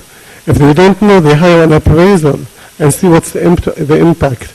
I have two pending applications. What I'm requesting is not to act on it for a couple of weeks, because I'm sure my application is going to be targeted for denial. And if I have a couple of weeks, I can do the corrections needed, and they don't need to block me. I don't like to be defending my rights like any other resident in the township. So what I suggest to table it just for 2 weeks. The application is on their desk. I delivered it today, but I don't want them to send it back to me and tell me, well, you missed this item. So I don't want to be mistreated. That's what it is. That's why I came I want to have all my rights like any resident in the township. Okay. Okay. Thank you. It was definitely an unfortunate coincidence for you. We don't have it out for you.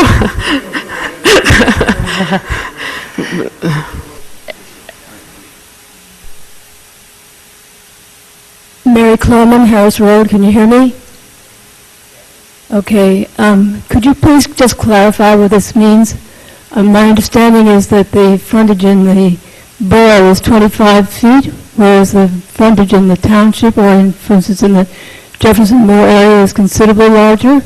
And so if you change everything in the township to accord with agree with the 25-foot frontage in the borough, then you're changing the streetscape significantly. Is that the case? Is that what you're talking about? Because we don't understand. I don't think that's the intention of this. What is it? What is this? What is this accomplishing? Can you describe it, Mr. Solo? What the proposed ordinance does, it only affects residential property in the township. Currently, the lot frontage requirement for many of the residential zones in the township is half of what the lot width is. What that does is it ends up resulting oftentimes in a lot that sort of zigzags with the improper placement of homes. What the ordinance recommends is that the lot frontage, which is that area where it fronts along the street or on the right-of-way, would be the same as lot width, which is the overall width. I do have an exhibit. So I'll jump in and say, one reason I'm supporting this is because on the planning board, sometimes we hear applications for a subdivision, and because of the way the width is calculated, you can make a zigzag lot, and then it's all weird. See like that. That's it. I think it is. And so So does that mean that the frontage would be consistent with the neighborhood? That the setback would be consistent with the neighborhood? It has nothing to do with,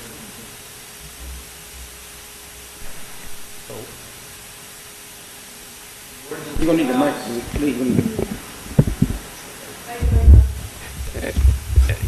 the ordinance currently allows the lot frontage, which is along the street line, to be about half of what the lot width is. So what we were seeing was a number,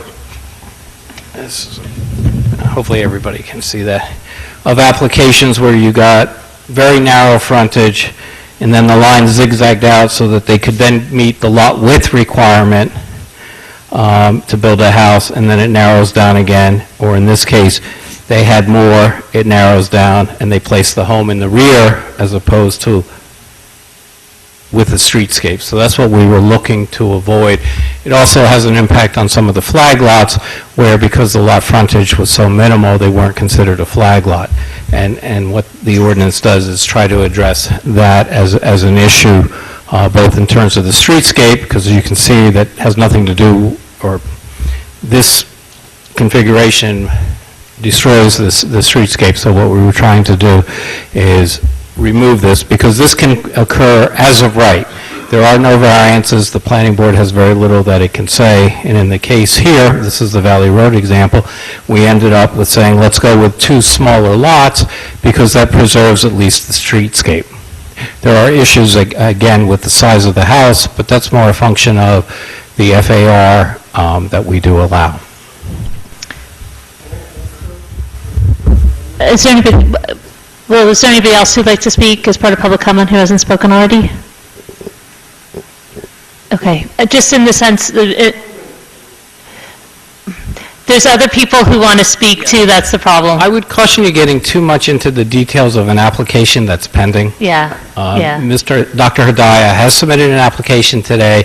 There are concerns he raised about an older application of when he filed the deeds and when he didn't, and whether or not, because you subdivide it once, if you go back to subdivide it within another year, technically it becomes a major. There's some added costs with that. So I don't know whether council wants to get too far involved with an application that's pending, but if you want to hear from him, that's fine. Thank you. All right, now I think in the interest of everybody who's here and who still wants to speak, I want to bring it back to, I'm going to close the public hearing and bring it back to council. And if we can have a motion and... I'll move it. Second. It's moved by Ms. Kremler and seconded by Ms. Howard. And is there any discussion on this? Nope. All right. Madam Clerk, please call the roll. Ms. Howard? Yes. Ms. Crummiller? Yes. Mr. Miller? Yes. Mr. Liverman? Yes. Ms. Butler? Yes. And Mr. Simon? Yes. Motion carries.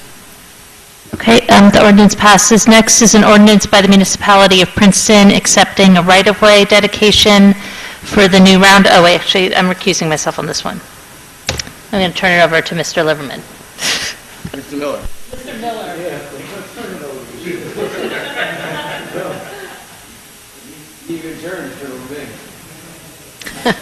And Madam Clerk, I'm recusing myself as well. An ordinance by the municipality of Princeton accepting a right of...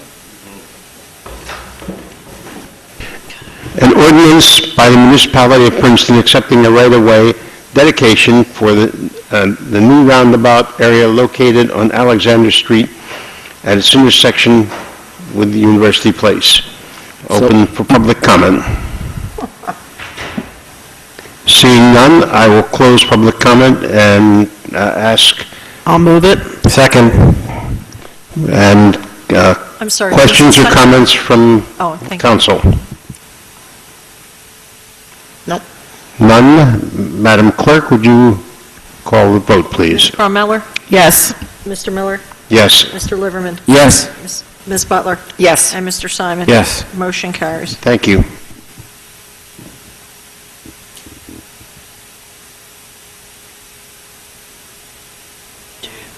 Yeah.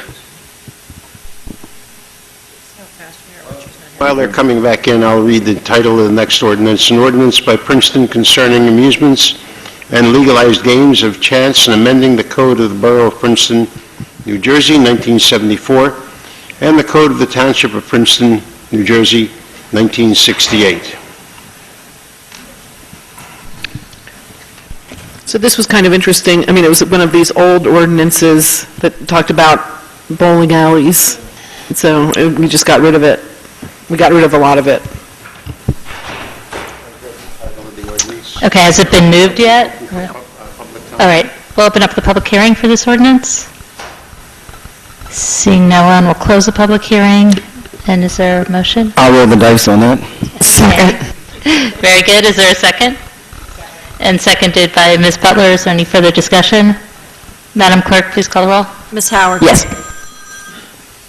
Ms. Crum-Miller? Yes. Mr. Miller? Yes. Mr. Liverman? Yes. Ms. Butler? Yes. Mr. Simon? Yes. Motion carries. All right, ordinance passes unanimously. Next is an ordinance by Princeton concerning designated bus stop locations on Bund Drive and amending the Code of the Borough of Princeton, New Jersey, 1974. And I'd like to open up the public hearing for this ordinance. And seeing no one, I'll close the public hearing. And is there a motion? So moved. It's moved by Ms. Butler Second. and seconded by Mr. Liverman. Is there any further discussion? Madam Clerk, please call the roll. Ms. Howard? Yes. Ms. Crum-Miller? Yes. Mr. Miller? Yes. Mr. Liverman? Yes. Ms. Butler? Yes. And Mr. Simon? Yes. Motion carries. Okay, ordinance passes unanimously. Next is an ordinance by Princeton repealing provisions relating to auctioneers and the Cable Television Committee of the Code of the Borough of Princeton, New Jersey, 1974, and the Code of the Township of Princeton, New Jersey, 1968. And I'd like to open up the public hearing for this ordinance. No, it's an introduction, isn't it? No, So, auction. I believe it's For the public ordinance for a public hearing. Seeing no one, I'll close the public hearing, and I'll bring it back to council. Is there a motion to... I'll move it. Moved by Ms. Crum-Miller and seconded by Mr. Miller. And I know there's been some dialogue back and forth with members of the Cable TV Committee who are a little concerned with us passing this because we're still negotiating the franchise. I'll let Mr. Miller. Yes, I realize that we're in the middle of negotiations with Comcast, and in effect, they've stalled on Comcast's part because they seem to have a rather bureaucratic process for reviewing the franchise internally. However, it looks as if the negotiations are going to go on, and I've communicated with members of the Cable TV Committee who have been involved in the negotiation and have told them that it's my intention to ask the mayor to appoint a negotiating team to complete the negotiations through the acceptance of the franchise by the BPU and the memorialization of the franchise by the municipality. And I've heard back from a couple of the members of the Cable TV Committee positively and would expect to hear back from the remainder of them, so that perhaps at the next meeting we can have a resolution appointing the negotiating team to continue the negotiations. There have been some questions raised about why we are doing away with the Cable TV Committee, and the answers are very straightforward.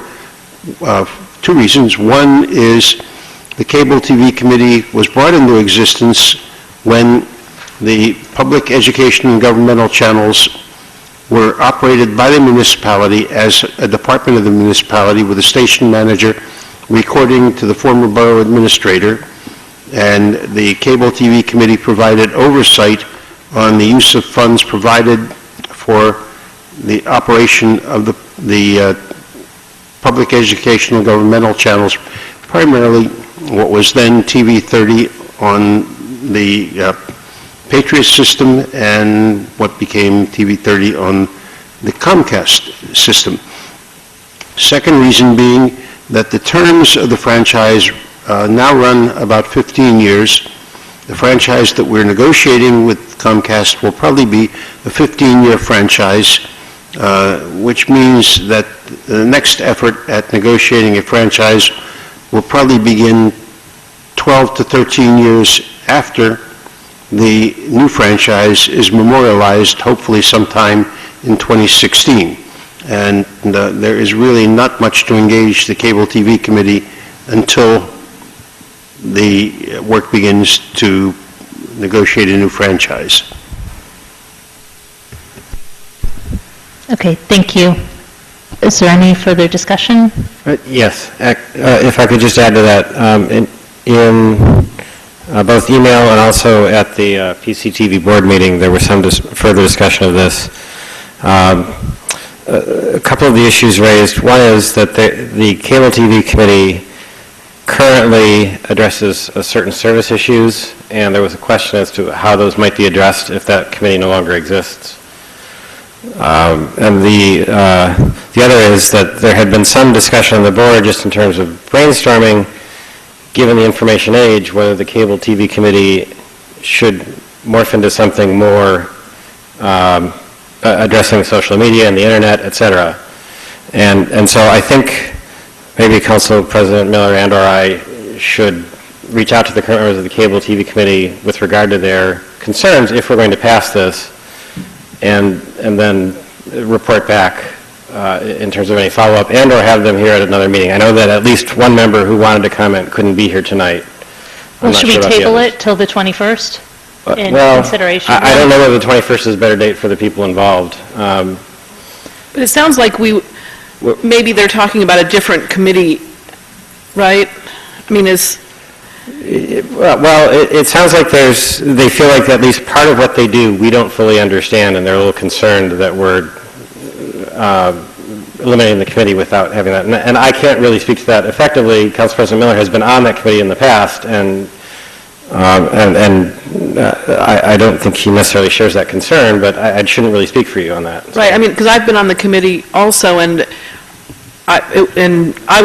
maybe we should hear from, is it more than one person? Because it's my understanding that the TV30, I mean, the other committee. The board of PCTV is not affected by this, except, I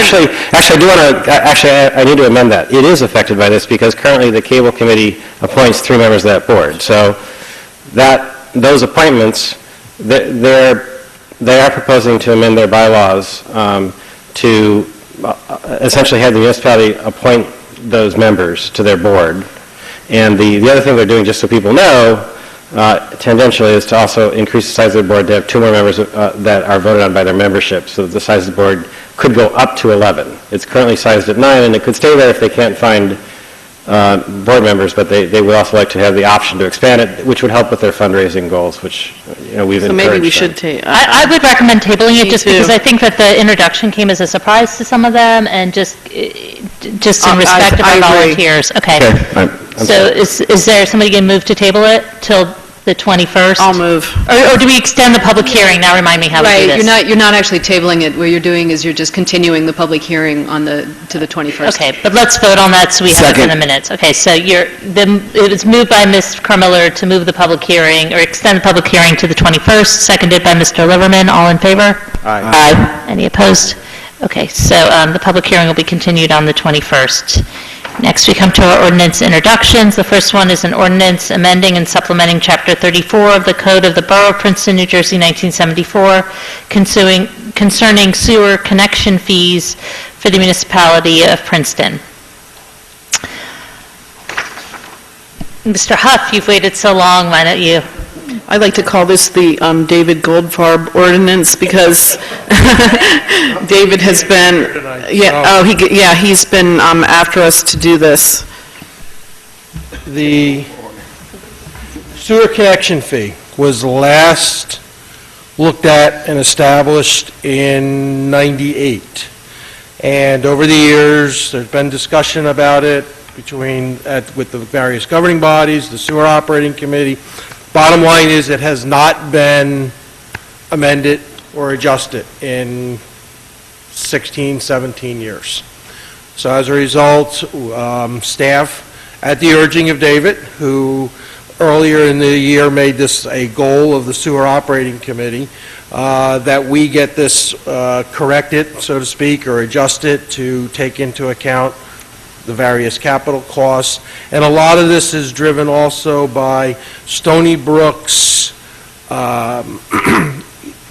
debt service adjustment, which in essence comes due this year, at the end of this year, with the end of their contract, which in theory goes another 3 years. You may recall all the iterations regarding Stony Brook.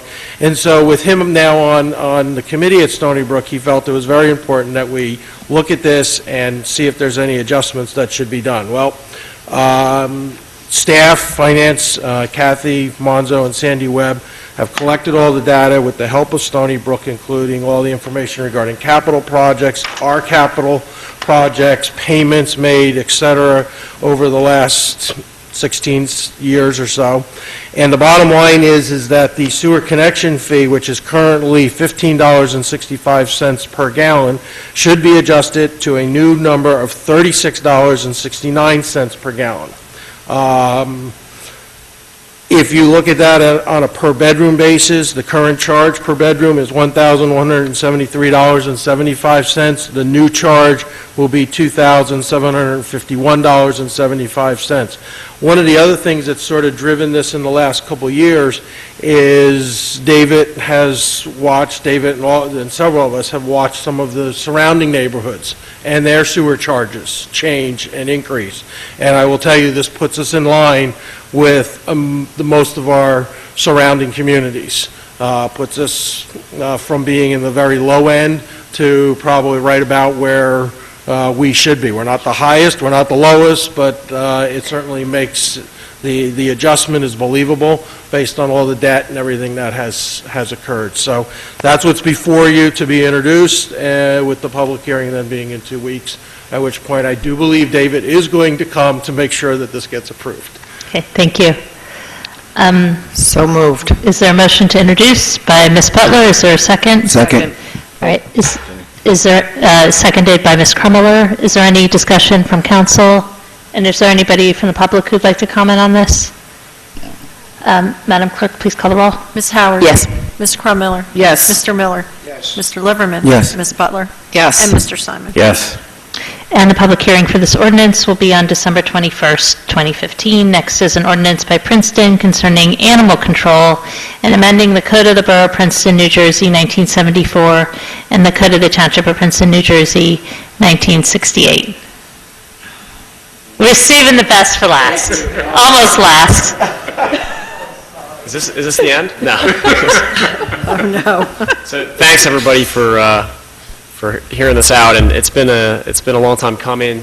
With Nate coming aboard in July, gave us a good opportunity with the updating of the new ordinance to take a look at it and reevaluate it. Both ordinances were, I believe, the townships was 41 years and the borough was 47 years. So they had a lot of updates that needed to be done. After meeting with the subcommittee and taking some of those comments back to Nate and his vast experience of assisting other municipalities in Hunterdon County with some of the same process, I think what we came up with was a good solution to kind of merging both the borough and the township's existing ordinances. So with that said, some of the major changes I'll kind of turn over to Nate so he can discuss some of those issues that he attempted to kind of communicate with us through the whole process.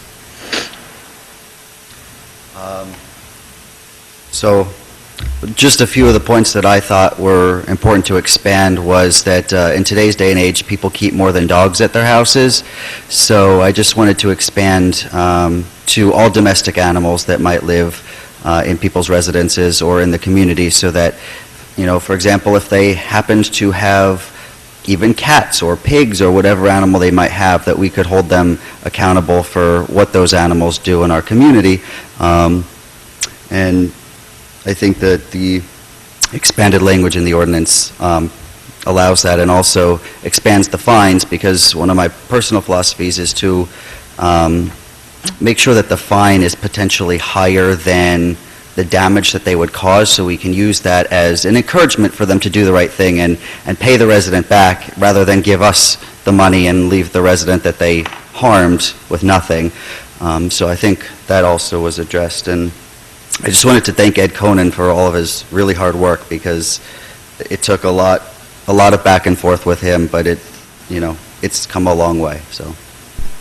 Terrific. Thank you. Is there a motion to introduce? So moved. Second. It's moved by Ms. Butler and seconded by Ms. Howard. Is there any further discussion? Madam Clerk, please call the roll. Ms. Howard? Yes. Ms. Crummiller? Yes. Mr. Miller? Yes. Mr. Liverman? Yes. Ms. Butler? Yes. And Mr. Simon? Yes. Motion carries. And the public hearing for this ordinance will also be on December 21st, 2015. All right, and now we come to our resolutions.